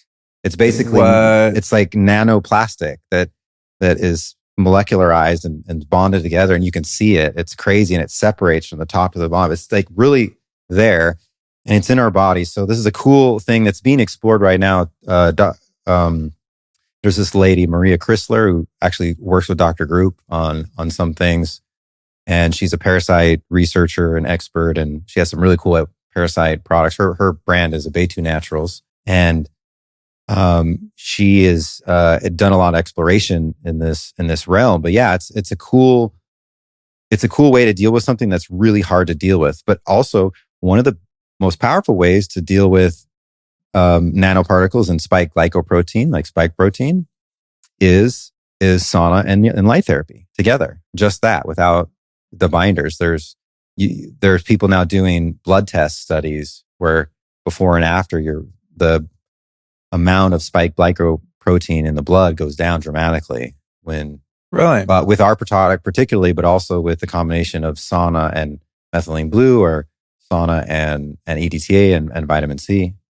With the methylene blue, how long do you think it takes to get into your bloodstream? Like what's the timing on dosing that? Because when I was talking about the fact that I accidentally preheat the SaunaSpace way too long sometimes that's because I'm like, oh shit, I should take methylene blue. Mm-hmm.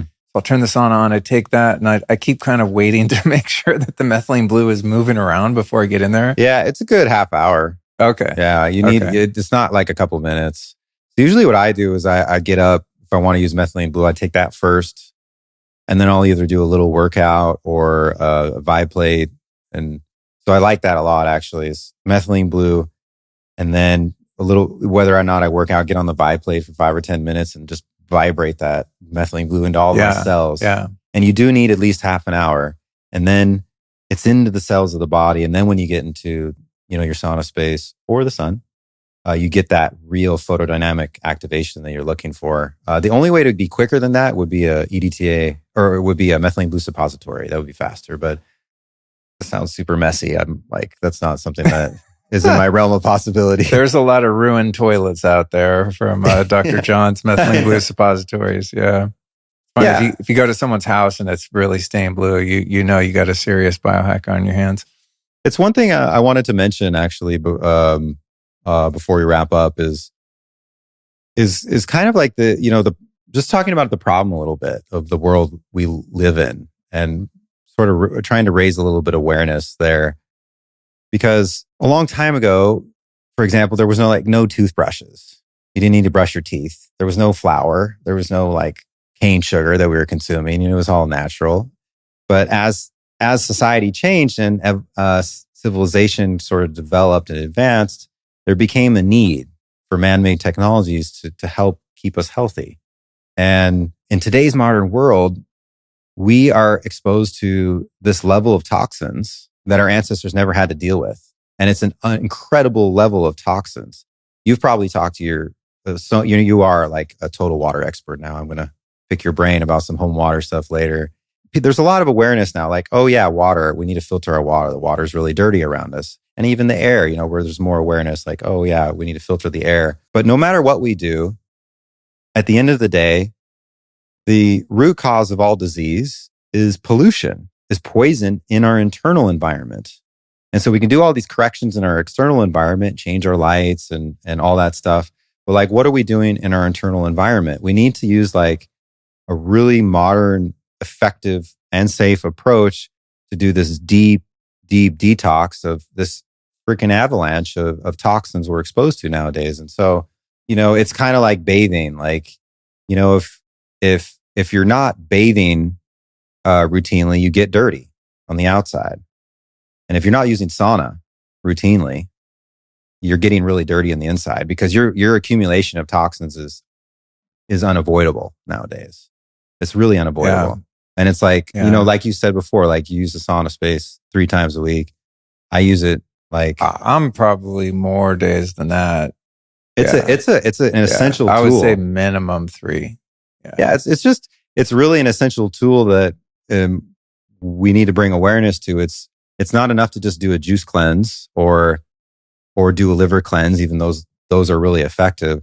There's this deep, visceral, cellular detox that we need to get into, and what we're doing is like the best way to do it is just to go in super deep with light, using the power of light technology of near infrared light, and to combine that with super deep radiant heat to activate this necessary cellular detox in the deepest parts of the body. It's like, and all saunas are great. And like, there's a lot of great sauna options out there. But what we're doing is like the deepest. It's kind of like, if you take a shower, you're like, okay, I'm going to take a shower. I'm going to cleanse myself. But if you don't have filtered water, you're scrubbing the outside clean, but you're making the inside more toxic, really. And so that's kind of our approach to everything is let's do super, super deep detox in this environment that's very clean and protected and dedicated to healing, dedicated to restoration and purification of the body.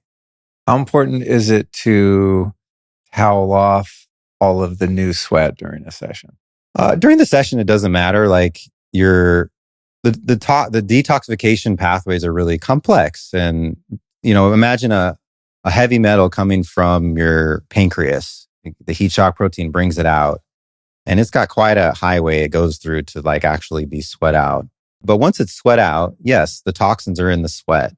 But there's not like if it's sitting on your skin more than a minute, it gets reabsorbed back into where it came from.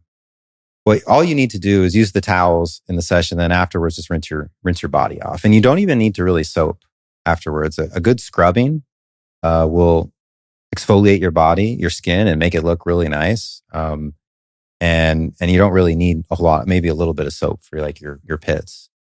But it's not really, there's not a concern with retoxing. Okay. With having a little sweat sit on your skin for a while. Even if you didn't have access to a shower afterward, if you just toweled off, your skin might be a little itchy. Yeah, and there's a little bit of toxins, remaining there, but they're not going all the way back into your body at all. I feel that I sweat a lot more when I continually dry off during the sessions, which is what I always do. But I've never tested. You mentioned on one of your other podcasts weighing yourself before and after, because I'm always wondering, like, my little hand towel, it's disgusting. I mean, it's like, it's like one of those, like, hand towel that you put next to the sink in the bathroom, right? Yay big. I mean, you could almost wring that thing out after every session. So I've thought about, could I weigh the towel before and after? I never had the idea of weighing my body. So thank you for that. You're a genius. But I feel like I'm getting much more sweat out by continuing to dry off. It seems to me like I'm freeing the runway on all the pores continually and just, making space for that sweat to come out. Do you think that's true, or would it just drip on the floor the same way? Yeah, I don't know. I'd have to, honestly, I'm curious to test that myself. I find that what affects how much I sweat is much more the state I am when I go in, whether I'm well hydrated or not, or if I don't sleep well and I stay up late, my body will take longer to sweat. Like the more my homeostasis is shifted into a little more high stress or more toxic, the sweat response is slower or faster. So I don't towel myself off. I actually gauge, I don't time myself. So I gauge how long I've been in there and more on how I feel and how much sweat I see coming off. Oh, okay. I like to just be more intuitive with it. So I like to watch. And when I get a certain amount of beading of sweat, and like on my limbs, on my arms, I'm like, yep, I'm just about there. Okay. How about this? In terms of timing, is there a law of diminishing returns? And I ask because sometimes it's embarrassing, the weird shit that I do, but whatever, it is what it is. When I fly, I like to take the little oxygen canisters if I can get them through TSA. The small ones I usually can for, like for hiking at high altitudes and stuff, little concentrated oxygen. Well, I had a few of those laying around and I thought, sometimes I get out of the sauna because I'm just smoked and I feel like I can't breathe. I was like, can't breathe. I know what to do there. Oxygen. So I started putting a little canister of oxygen down in the corner so it doesn't get too hot and explode or something. And when I'm in your sauna and I start to get just totally smoked, I'll huff on that oxygen and I can stay way longer. Well, yeah. Do you think that's dumb? I mean, is there a point where like it becomes unhealthy to stay hot for that long? Yeah. Well, it's what's called hormetic stress. So there is a law of diminishing returns. There's a maximum benefit duration that you want to hit. And the same thing with light therapy too.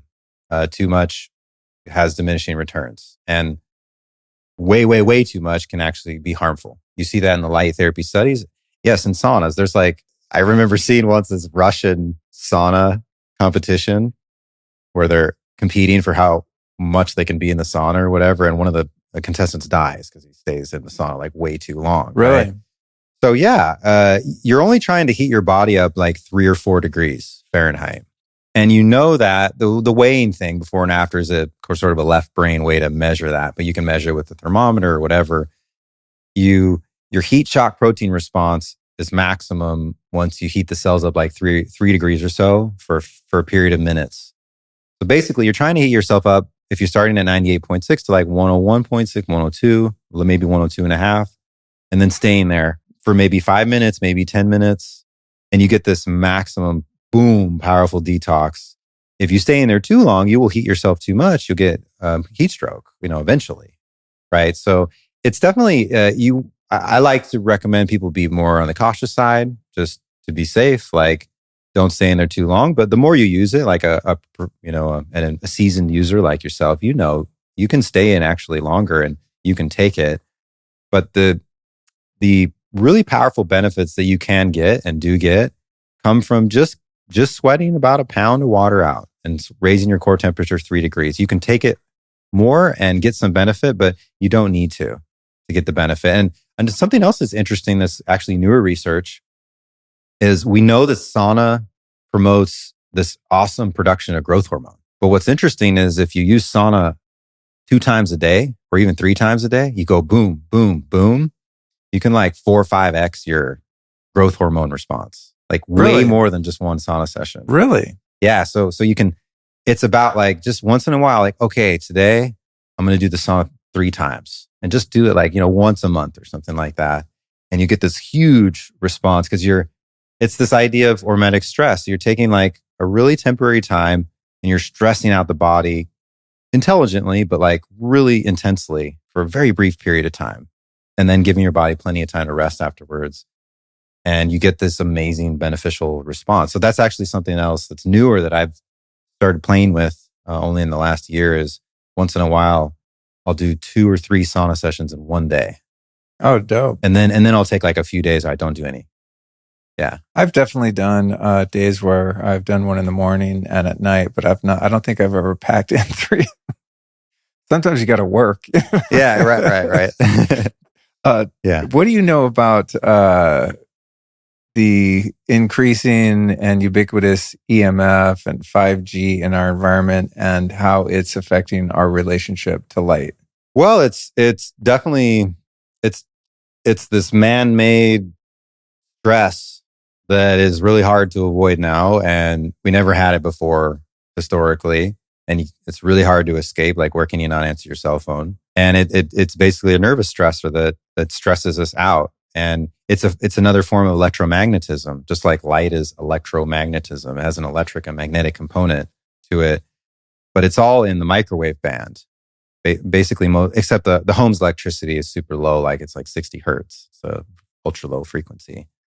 But most of the EMF, the man-made EMF, is cell phone, Bluetooth, Wi-Fi, cellular, radio waves and stuff. It's basically all microwaves.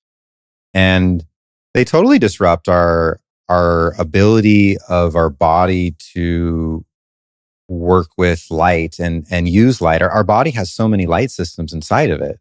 The voltage gates the calcium ion channels. It's a basic messenger system in all the cells. That's a voltage gate. The blood-brain barrier is controlled by electrical voltage. And everything, even the heart. The heart is a water structuring electromagnet that takes blood that's in the liquid state and runs through in vortexes and creates structured, fourth phase water that then flows electrostatically down the arteries. And when you take an outside electric field and you influence these systems, it disrupts everything. So if you look at the literature, and there's so much now, there's more and more awareness, I think, of it, but there's so much literature now on the association between man-made electric field exposure and illness and disease. Like, what's the number one association between cell phone use and disease? It's throat cancer and brain cancer. And I think we all get a feel for this. You're working in front of your computer, you have your phone in your pocket for a long time. It kind of feels off once you notice it. It's disrupting all of our cellular and quantum biology that's all light-based. Like the mitochondria communicates with the nucleus with near-infrared wavelengths. Our DNA actually emits light. They're called biophotons. Even our bodies, we emit light. We're light, and we're not just light-absorbing beings, absorbing and eating the light from the sun. We're emitting light. And it's not just at the macro level. It's literally the little molecules in all of our cells are like talking to each other and communicating with light. And the introduction of man-made EMF is unfortunately like a big disruptor of all of that. So that's why we're really big into the EMF shielding in our product, and the grounding and all of that is to try to get the body back into its natural state so it can do what it's designed to do. And that's another thing that's cool about sauna, actually, is it reverses the oxidative stress effect of EMF exposure. Really? Yeah, it's called, there's this thing that's called peroxynitrite that gets created when you get an EMF stress on you, just all the time. And sauna therapy increases the production of tetrahydrobiopterin, BH4, which consumes peroxynitrite. So sauna therapy is literally reversing the stress on the body that EMFs cause. So when you're in there, you're not just getting a physical, heavy metal detox. You're getting an EMF detox too. What a trip. Yeah. And especially if you're in your shielded model, then you're also not getting blasted with EMF from outside. Like, you could have a Wi-Fi router next to your freaking sauna and it won't penetrate the wall. It's like crazy. Yeah. That's the best way to go about it. It's like, we're trying to do all this healing stuff. We want our environment to be as clean as possible. And yeah, doing it in a shielded environment, it's just different. It's like, it's like going into just like nature's womb, where it's like, you can't even describe. There's a quietness to the senses, that you have. And a big part of that is just a break from all the man-made EMF. It's like going in a little cave. That's how I think of it. It's like I'm going in my little man cave. Yeah. Yeah. Let me see. I know there's going to be things I think of. I'm not going to let you go because I have more. Oh, I know what I wanted to ask you. Going back to inventor phase. So when you made your first little janky sauna with just, heat lamps, essentially, at what point did you realize that you needed to upgrade the bulbs, and what was the process of that? And what makes this red bulb that we're looking at, those that are watching the video? There you go. You can see the one we're talking about right here. Because I've had people ask me like, oh yeah, I raise chickens and we have those red chicken lights. I just go to Home Depot and get those. I'm like, I don't think that's the same thing. And it's probably like puts out a shit ton of EMF. So what was that period where you were like, ooh, we could make this better? And why is it better or different than just, a regular heat lamp like you used to see in grandma's bathroom in the 70s? Yeah. And that's what Dr. Kellogg was using. So it was a part of the journey of I didn't have any business background. Actually, I worked in a synthetic chemistry lab. So I worked in a research lab when I was in college, and I have a chemistry degree and a Spanish literature degree. And I always honestly looked down at business. I was like, wow, they're manipulative, and I'm going to be a doctor like my parents. And I was so naive, right? Back then, I had no idea how exciting and free, like the creative aspect of products can be.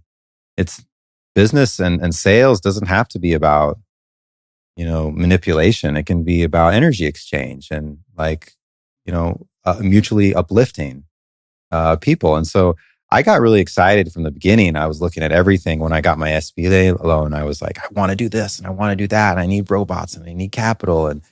And from the very beginning, I was like, there's got to be something about the bulb that can be better.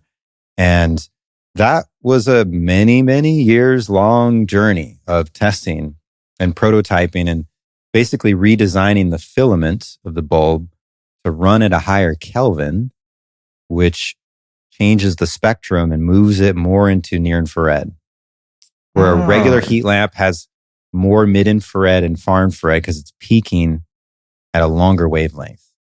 It's peaking at probably like 1500 nanometers or something, something like that. I wanted to increase the Kelvin so the incandescent light source, the filament that's made of tungsten, that's emitting the light that's glowing, that it would peak in near infrared more. Peaking, like the sweet spot of near infrared is kind of between 800 and 1000 nanometers. Although we're now seeing more benefit from photobiomodulation beyond that, which wasn't classically considered to be light therapy. But so many, many years and lots of samples and lots of hair pulling and frustration, and a couple times where I was like, I don't think this is possible, and I may just give up. And so many, many years, I finally got it to work right, where the spectrum peaks in near infrared. So it's full spectrum infrared. There's some red light that you see, but most of the light is near infrared. And there's also some mid infrared and far infrared too. But most of the light is in that sweet spot where we get optimal light therapy and optimal radiant heat therapy in that near infrared zone.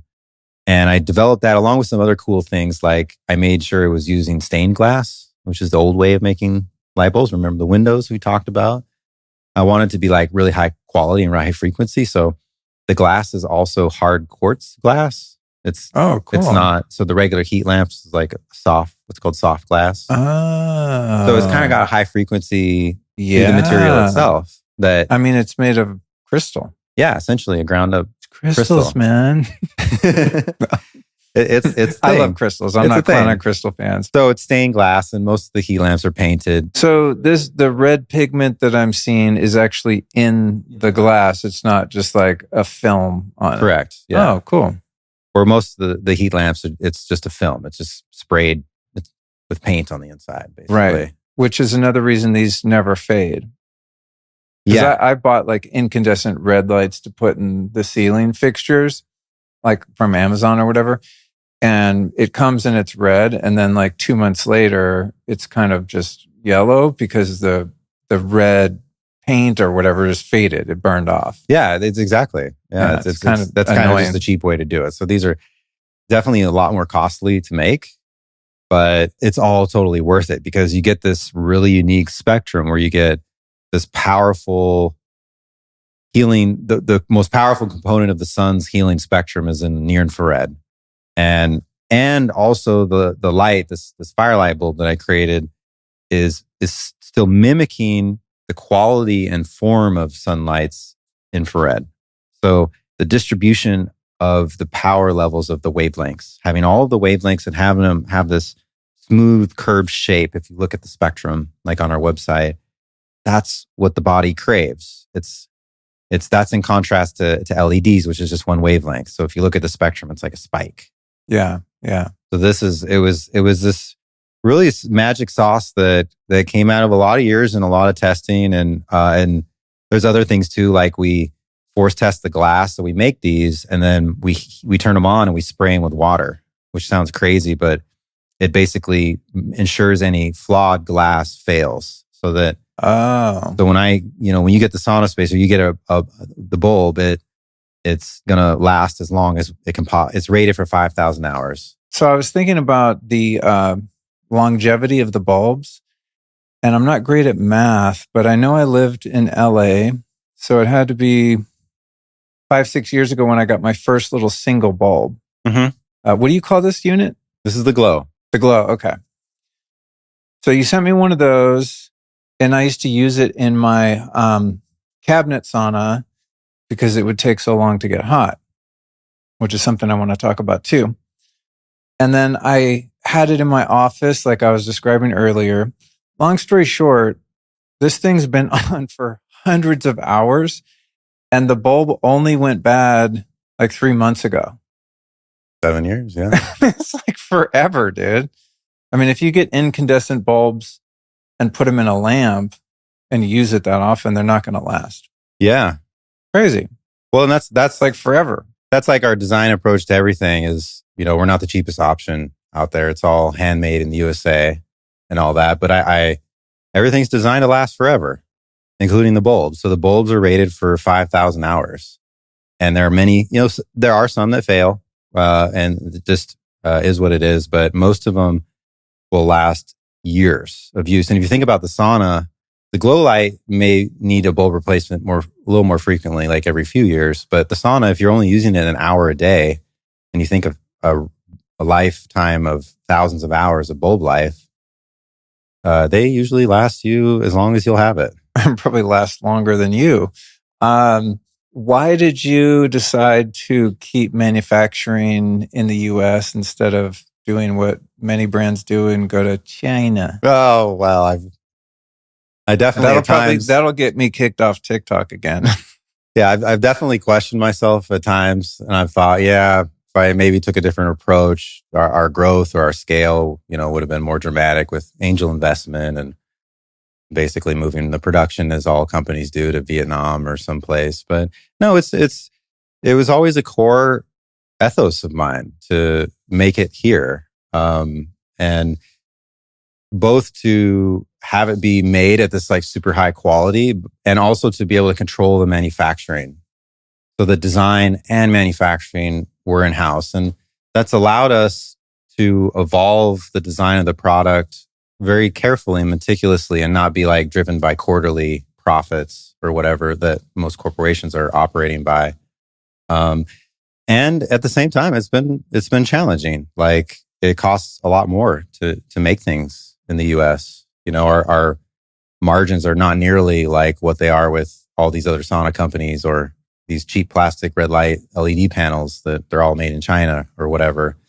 So it's a challenge we continue to navigate, and I enjoy it. We've done a lot of back end things that may sound kind of boring, but we've implemented data and ERP systems and stuff so that we know how to cost things and have cash flow analysis, and so that we're really carefully trying to balance like providing the best price that we can to the customer and not having any compromise that I'm not willing to make in materials or design or how we care for our employees. Like, we have a big wellness focus at our company. It's not just about coming to work. We want to make sure everybody's nourished and feeling good. And yeah, it's a lot more expensive to run a company here for manufacturing than it is anywhere else. So our approach is to build something of exquisite design and quality and value that will last you as long as you want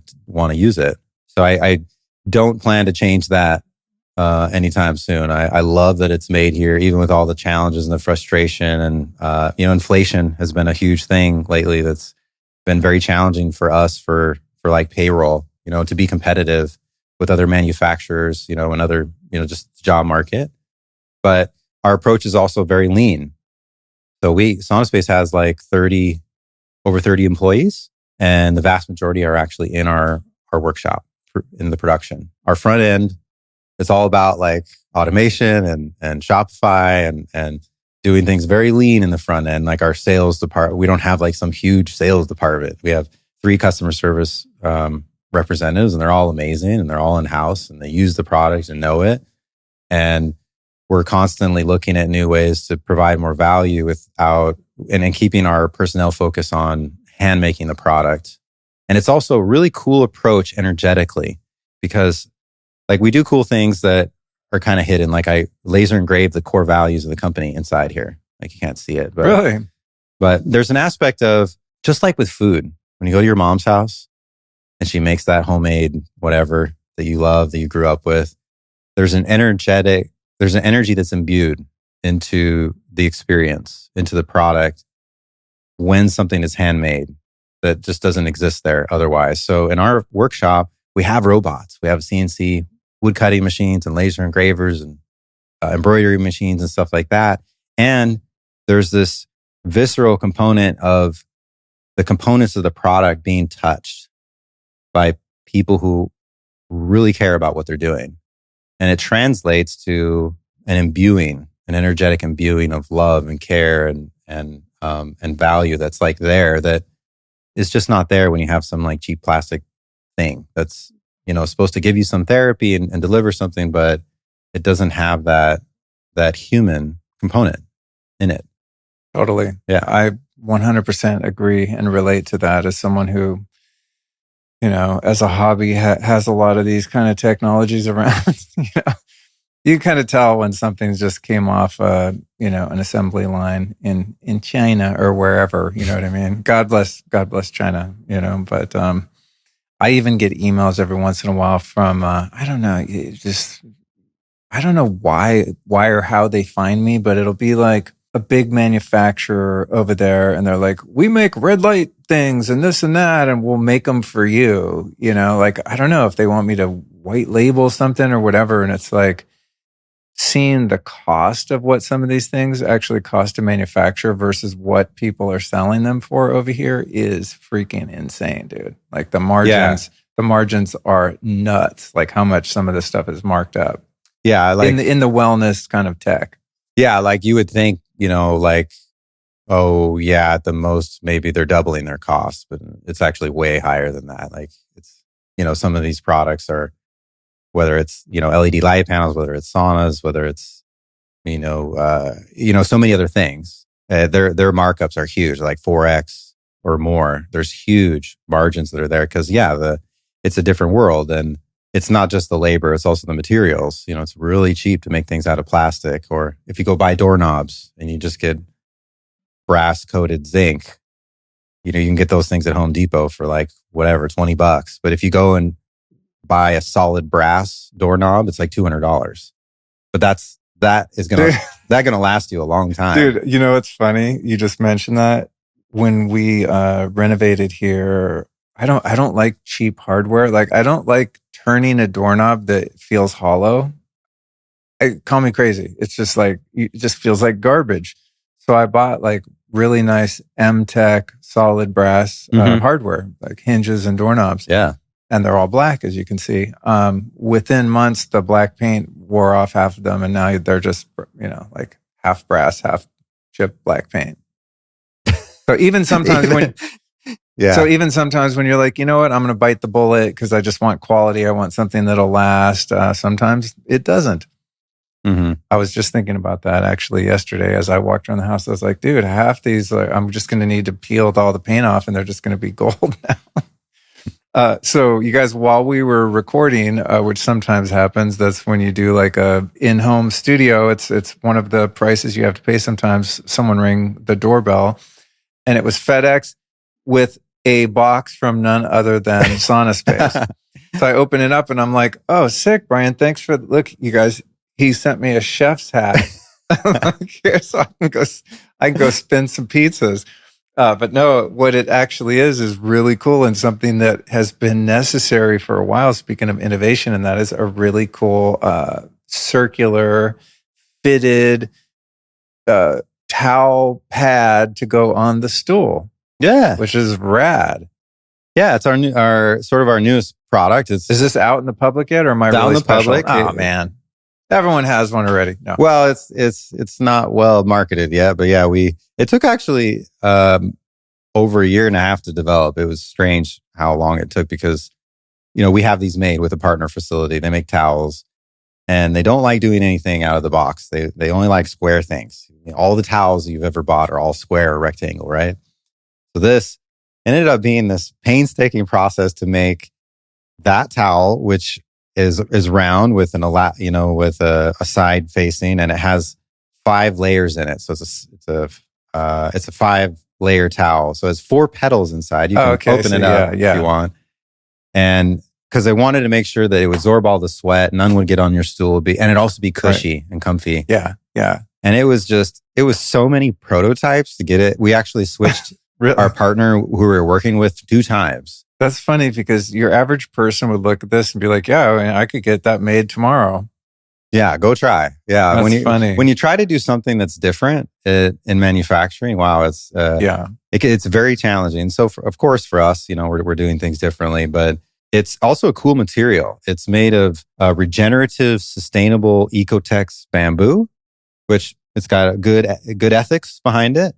Cool. And it's good for the environment. Even though there's a lot of bamboo products that aren't, where they're clear cutting bamboo forests basically in China. Really? Yeah, this is regenerative. So it's very carefully harvested. So there's greenwashing going on in the bamboo industry. Absolutely. Yeah. And, that's the reason why we have like GOTS certification for cotton and fabrics is to ensure that people are paid fairly. And also the process doesn't have any like chemical inputs into it. So this is bleached with hydrogen peroxide, not chlorinated bleach. Oh, wow. You're hardcore, dude. So like we did all this stuff. It took forever, it seems like. But bamboo is also really cool because it has a cooling effect. This is really interesting versus cotton. When you sit on this, it kind of just feels a little cooler even when you sweat on it versus, a regular cotton towel that you can get really nice towels that are cotton. I'm excited, dude, because I have kind of a bony ass and you have a beautiful wood stool, but it's not super comfortable if you don't have any cushion in the glutes. So I bought like one of those, it's not memory foam. It's like a rubber pad that you would use, like, I don't know, sitting at a desk or something. Mm-hmm. And then I just put like an organic cotton towel over it. But if I leave the stool in there and I preheated it all, it is like so hot when you sit on it. So I'm excited. Yeah, no, this is cool. Because now I have to take the stool out and like turn it on. And I'm like, I don't want to get in there and burn my ass literally. So yeah, that's actually really cool. Yeah. So this is our Pure Layer collection and it's this one. And then I also got you a mat cover and it's a triple layer trapezoidal shape cover. It fits our unique sauna shape and protects the floor, and then it's got little coconut buttons on it. So everything's natural on it and reinforced and it will withstand a really strong washing, which is what you want to do. Yeah. Like when you sweat, you got toxins that are coming out. For most people, they can smell it. Like, especially initially when you get into a detox protocol. So you want to collect that sweat with the towel, with the Pure Layer system, and then launder it. And these are really cool. These come with a little wash bag that's organic cotton, like what ladies use to wash their lingerie. Yeah. It's like one of those. Yeah. And you wash it in that, and that keeps it from getting damaged too much by getting pulled basically in the dryer. Okay, cool. And you can wash these so many times and they'll hold up. It's like it's beautiful. It's like really durable and soft and all these things. Well played, sir. Well played. Thank you. It seems simple, like you said, a simple towel, right? No, it's really not. When I made my merch line, it took me a freaking year just to find I could forget about finding organic cotton, like on a print on demand. For those that don't know, it's called POD. And unless you want to manufacture stuff yourself, which I can't and won't, it took me like a year to find a company that would just do at least all cotton, and still couldn't find a company that would do all cotton hoodies. Like literally, it doesn't exist in that industry, the print on demand. They're just like, they don't do it, period. It's like, oh my God. And it's all blends nowadays, which is very low frequency. Oh, it's terrible, dude. Yeah. I mean, that reminded me why I don't think I would make a good, founder of something involving manufacturing, because I would be as picky as you, but maybe not have the skill to get it done or the patience, All right. Before we go, I had to ask you what this is called because I don't know. I call this thing the light that sits in my office. And sometimes I even travel with them too. If I know I'm going to be somewhere, especially if it's somewhere where there's not a lot of sun, if I'm traveling somewhere in the winter or whatever. Tell me like the proper uses of this, because every once in a while I'll use it as a spot treatment if I'm having like back pain or something like that, or if my wife's knees hurts, like I'll use it kind of like you would a laser or like a smaller red light device. but mostly it's just for ambient light in the room, or when it's winter here, I'll turn on both of them and it heats up the office pretty well. But then you have like your 4 light panels, and I'm assuming some people just use those like as kind of a fireplace, like Firelight. Yeah. Some people are using these probably like I did, putting them in an existing sauna that you already have. You don't want to buy a second one, or you don't have room for it. I guess give me a breakdown of like what's the latest on how people are using the different configurations of the lights, even outside of the full sauna. Yeah, it's a great question. So start out with the glow. This is our single light fixture. And it has a lot of lifestyle uses. The classical use is just to use it on the body, point it where it hurts, point it where you got symptoms, and keep it on there for, from 10 minutes to up to an hour. We're going to limit it to 10 minutes per hour if it's the head or the throat, because you want to be careful on the head. But it's kind of a point and shoot thing, and you'll alleviate whatever symptoms you have, whether it's pain, neuropathies, edema, gut pain. If you have some leaky gut pain or whatever, just use it on your gut. But also, it's used for mood improvement. So you can just sit and shine it on your face for 5 minutes, especially in the morning. And you're doing a lot of things, like you can mimic the sunrise. We're supposed to get not red so much as near infrared light in the eyes to calibrate the hormones for the day. It's pretty well researched now. And if you don't have sun, you can actually literally mimic it with this Firelight, and you can just use it with the glow and do that in just a few minutes. Your body thinks that it's time to start the day. I've got the sun. So you can mimic the sunrise. You can use it for clean, blue light free, flicker free lighting after dark. So you're not getting blue light that messes with your sleep and messes with men's testosterone and all that kind of stuff. And you can also use it as an adjunct to anything else you're doing, like yoga, meditation, or breath work. It helps drop you into the mood and drop you into the presence, and brings coherence to you, like not just physically, but like energetically with whatever you're doing. So those are a lot of lifestyle things, but there's other crazy, we have so many crazy customer reviews on the website. You can encourage people to check them out. We just got a recent one where this lady has a son who has some cognitive issues, some autistic symptoms. And she gave this review where he wasn't feeling good. He's feeling really, really erratic on his own without his mother requesting. He just goes over and sits in front of the glow light for 5 minutes and calms down. He says, "Mom, I feel a lot better," and goes away. So that's an example of like, just when you're uptight or you're anxious or edgy, it'll just recalibrate you immediately. It's a really powerful use. And of course, you can travel with it. We have our cool little soft case you can get, so you can take it on the road. You're in the hotel room. It's all crappy LED light. This is a way to like keep yourself sane while you're traveling. So those are all the different uses. And then just reminded me of that little case, dude. Mm-hmm. I forget. I just cleaned my garage out the other day and I didn't see it, but I know I had one somewhere. I got to find that because I'm going on a trip here in about a week, and I'd like to take this with me. I got to find that case. You can totally travel with the case. It's like a little padded case that goes over the bulb, it looks right? like a little camera case. Yeah. But it's cool design. It's got room to slip this comes with a little protective base you can sit it on. It can slip in there if you want to bring that with you. And it'll keep it all really nice and safe, whether it's plane travel or whatever else. And then one of the other big things with this is what we talked about before. You can use it for technology fatigue and screen fatigue. So have this next to you whenever you're working at the computer indoors, and it cancels out the blue light and the flickering light, not just from the screens, but the overhead LED lighting that most people have. Yeah.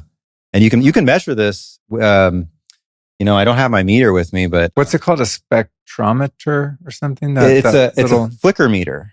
And some expensive spectrometers have a flicker. Right. They can measure the pulsing of the light. That little black one that shows you the color spectrum, it's like $2,000 or something that a lot of these guys have. That one, you can test the flicker. Like Brian Hoyer has one. Yeah, I have one too. He showed me the sun one day. He's like, "Look, that's an incandescent light, no flicker." And then we walked inside and it's like, it's going crazy with the LED lights. Mm-hmm. Yeah, so that's like one of the most popular uses actually, because it's great for pain and for all those other things. But what's one thing that we do so much nowadays? Computer work. So this is like, it's a total essential hack for the computer environment that is amazing. Don't you have like a stand or something you can clip to the desk that holds this? Or am I imagining that? That's another thing that like, I can't believe it's taken so long, but we're making our own desk arm, the Glow desk arm. Oh, cool. And it's about finally ready. It was supposed to be ready last year. I'm just too much of a perfectionist in some of the details, but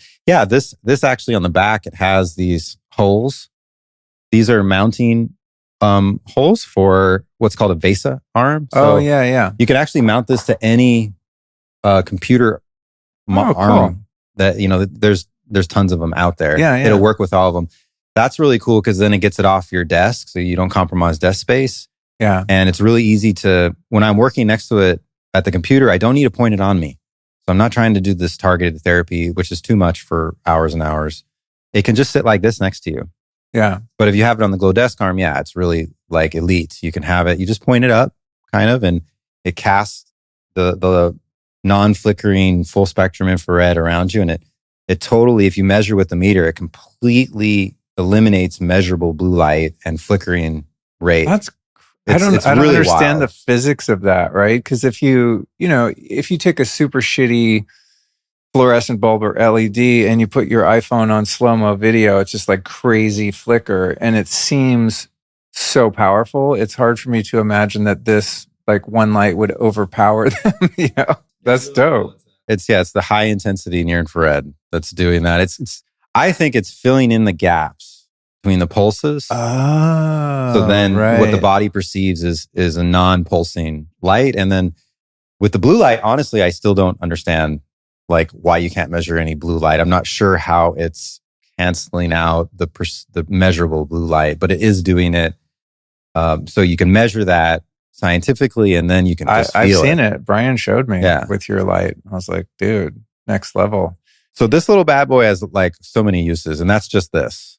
Another thing that's cool with the little single light, with the Glow light, I'm going to get that name right, is just turning it on in a room at night, because I've tried that with like some of the little LED red lights, and if it's pointed like out into the room, it's super harsh. It's like too bright. It's not relaxing. Do you know what I'm saying? Yeah. Like I've traveled with, I just took a trip to Colorado recently, and I brought a little, because this was a little cumbersome for that particular trip. I bought a little red light panel that's like this big, right? Mm-hmm. And I kept it in the bathroom. So at night, I didn't have to like turn on the blue light, and I would turn it on. It's just like, you have to point it at the wall because it's so blinding. It's just like, it's nice because it's red, but it's like really harsh. You would never want to leave that on because it's actually kind of like irritating if it's facing you. It's harsh, right? Clinical light. But this guy is just like, I don't know. It's just, it's not super bright if you needed to read a book or something like that, but it's enough to light up a room with red light, but it isn't irritating if you walk by and happen to look. You can look right at the bulb and it's like, it's actually not irritating at all. It's the difference of Firelight. It really feels like the campfire.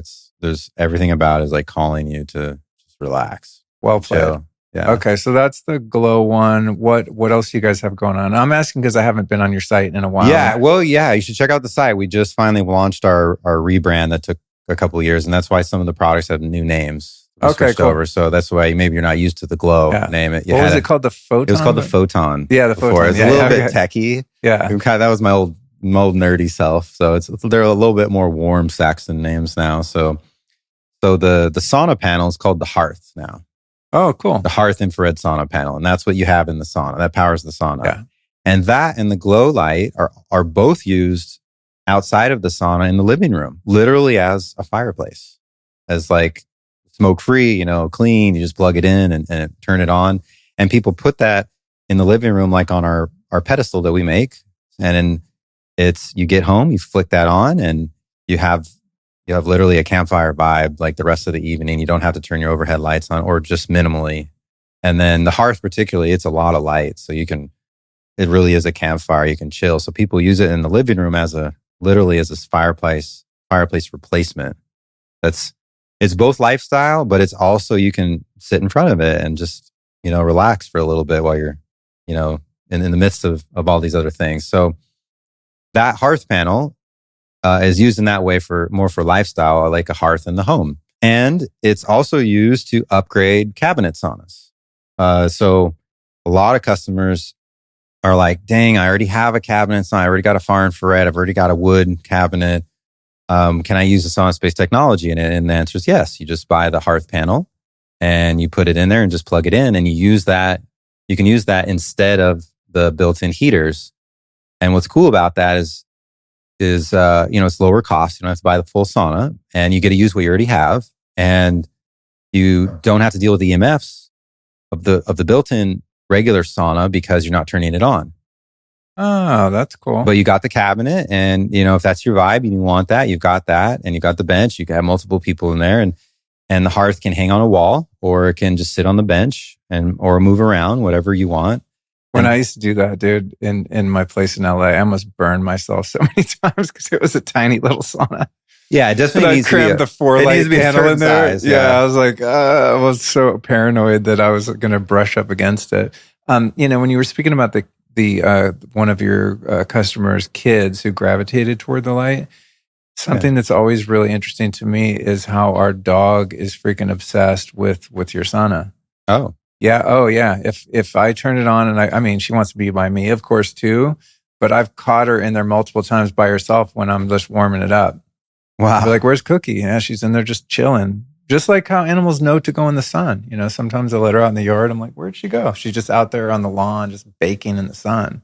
Mm-hmm. Like they just like a kid would know, this is good for me. The biology is going, yeah, I want that. Yeah, the dog, there are like kids, like they have less programming than we have. They're less conditioning. So they're more in tune with their brain. Do you see a lot of people's dogs doing that? Oh, yeah. Yeah. Okay. Absolutely. I thought my dog was like super smart and tapped in. Your dog is. And dogs in general, they're people freak out too because cats too. I've posted. Oh, I'm sure. Yeah, I've posted photos of her in there, and then like Karens yell at me, "You're gonna hurt the dog. They don't have sweat glands." I'm like, God bless them, but honestly, do you think the dog is gonna stay in there if it doesn't want to be in there? You know what I mean? She knows when it's time to leave.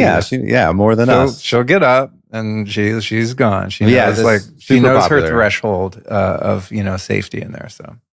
Yeah, and people who have dedicated companion dogs, like emotional support dogs or service dogs, absolutely bring them in, and they're all doing the sauna together, and it's great for the dog too. Yeah, epic, dude. Well, thank you for making something awesome. Thank you for coming out to see me again. I've learned a lot as usual. I do. I mean, I learned something every show, but since the topic of light and saunas are both like so important to me, this has been really fun.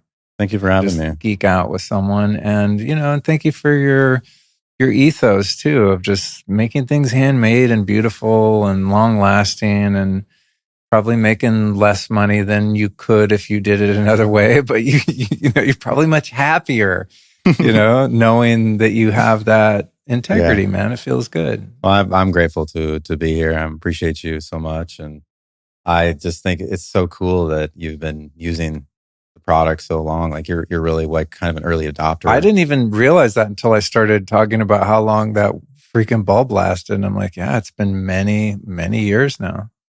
Because it was definitely before the pandemic, when I got the first little, I think I got this one, the single light, and then I got the 4-panel. And then eventually, I think after I moved here, I got the full sauna. And it's just been. Yeah. And then you got the super sauna. Yeah. First it was just the 1 panel. Yeah. Which is fine. Like you don't need 8 bulbs for anyone listening. If you're like pricing it out, trust me, like no one, very few people. Yeah, it's a time savings, but yeah, the classic setup is awesome. Plenty. When Allison uses it, she turns on, I think 2 bulbs on each one. So there's like some lower and some upper, but she never turns on all 8 bulbs. Because it has multiple switches, right? You can turn on like 2 bulbs at a time on each of those. Yeah, panels. You can control your intensity. So yeah. And also the placement, that's kind of cool. Like when I get my head really close to it, I usually turn off the top bulb because I'm like sometimes quite close and I don't want to like blast the back of my head with the light that directly. And for people who have like extreme heat or light sensitivity, people with like MS and things like that, yeah, you can just turn the top one off and it's and you can customize it. Oh, dude, one more thing. And I don't know if I'm imagining this, but over the years, my distance vision has gotten a little funky, right? Started a few years ago. And I've been able to keep it at bay enough where I don't have to get like a higher prescription, or is that what you call it? Yeah, prescription, not subscription. I hate wearing glasses. It's super annoying to me. So I'm always like working on ways to improve my vision. One thing I've been doing for some time in your sauna is doing like the Bates method exercises, or just yogic exercises where you just kind of exercise your eye bulbs. So I don't look directly into the light, but I'll just kind of pass the time sometimes in there, just, doing things that are different than what you do when you're scrolling, right? I think our eyes start to get entrained to this up and down reading. And I found it's like difficult for me to read books because you're reading left to right. It's weird. Like, I think we're ruining our ability. Well, maybe it's just me, but ruining my ability to read, right? Because we're always like scrolling up and down and whatever, blue light exposure, all the things. But when I do that regularly, I have to wear my glasses less. Interesting. Yeah. Like even sometimes doing these podcasts on certain days, that where you're sitting, you would be too blurry and I'd have to wear my glasses. Am I the only one that's like, no, this is in the research. Getting good results from near infrared, there's recent research on getting a very modest dose of near infrared light in the morning, improving eyesight and also preventing worsening of eyesight. Okay. Some of it's detox. Some of it though is the regeneration that the near infrared light does through the mitochondrial activation. So there's definitely the research there. And also with our customers, I have many customer stories. And one I'm thinking of in particular where she said, when I use the SaunaSpace regularly, I don't need my glasses. But if I travel and leave for a month, all of a sudden I need my reading glasses again. There you go. And then I go back home, back into my daily SaunaSpace, and I don't need them again. Yeah. So, okay, cool. It's a real thing. There's other things. What's interesting about it, if we have a moment, is I've always had far seen. I've been nearsighted. I think that's how you say it. So I've had glasses since I was very like 10 years old or something to see far. Mm-hmm. And my prescription always got worse, over the years, just worse and worse and worse. And last year I went in and my prescription halved in strength. Wow. And I was like, whoa, for the first time ever, like it's actually gotten better. And I think the sauna is a big part of it. And I've also added in on top of that, the use of pearl powder that I've been consuming. I've heard that, yeah. And some people like put castor oil and pearl powder like smeared around their eyes before they go to bed. But I've just been putting it in my matcha in the morning, but I've been doing it now for like 2 years, like almost every day. I've wondered if that's legit. I've seen people market pearl powder for that. And I'm like, I think so there's definitely a relationship between toxicity in the eyes and the ability to see. We have customers whose floaters go away and their night vision improves and like the reading in glasses and stuff like that. All that stuff is improving. And there's definitely a relationship there. It's not just we need to regenerate the eye tissue. It's getting old. There's also a toxin issue that's in there. And so getting this light into your eyes and not avoiding but like actually getting near infrared light into your eyes frequently is definitely a powerful thing and is related, we're seeing in the research and also anecdotally, to like making sure your eyes still work well. When you wear reading glasses, it's just like taking synthetic testosterone or something like that. Like your body's like, oh, I don't need to do anything. And your vision gets worse. So it's interesting that you're saying that because I've been doing that, the pearl powder stuff, and I haven't looked into it much, but there's these like glasses that have little pinholes in them. I tried those. And then the eye exercises, like, it's a gimmicky, but the pinhole glasses didn't do anything for me, but the exercises combined with the red light definitely are helpful. I'm going to totally try that. Yeah. Super cool. Yeah. I mean, because you can kind of feel it. It's like, I think the muscles in your eyes just atrophy, right? And as I said, that we're training them to just look up and down all the time.